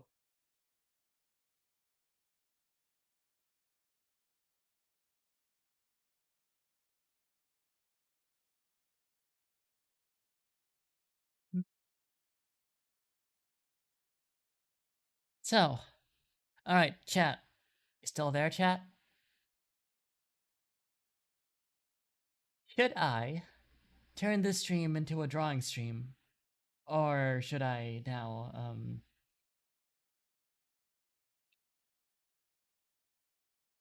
should I play another game?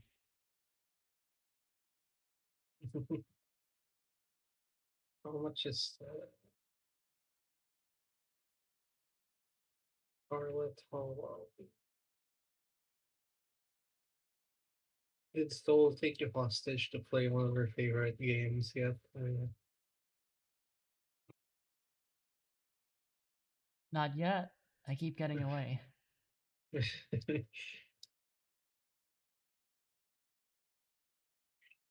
Just while we're on the topic of visual, there's a bunch of cats fighting outside. What the fuck? I think there's a bunch of cats outside murdering each other. I'll tell them to stop it. Yeah, Stop it. at least, well, they stopped some progress. But yeah, on the topic of visual novels, Scarlet Hollow, Scarlet Hollow. it's not free, but it's very good. Yeah, it's your profile picture. Yes. I bet you'd say it's good.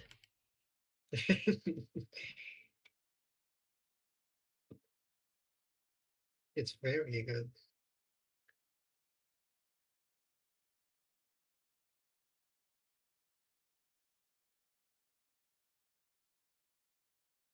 You know, every day I thank God that the most popular streaming software, even while it was like in its heyday, is OBS.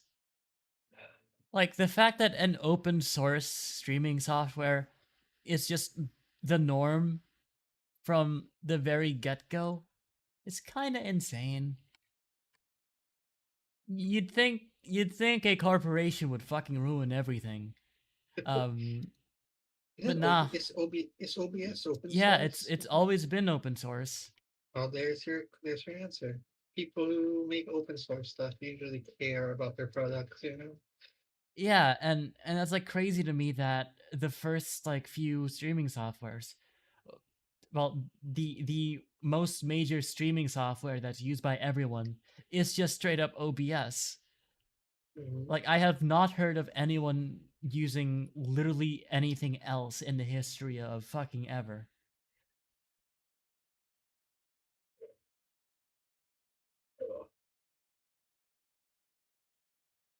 So yeah, personally, I think that's fucking awesome. And I think damn well everything should be open source. You know what, real.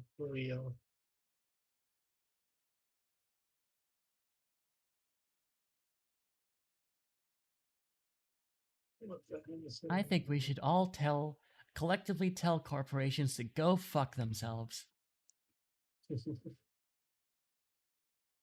But I digress. So, without further ado, I think that I will end this stream here. Oh, alright. I did enjoy my time. I was considering switching to a drawing stream or playing a different game, but this is going to the VODs, and I don't want to drag it on any longer.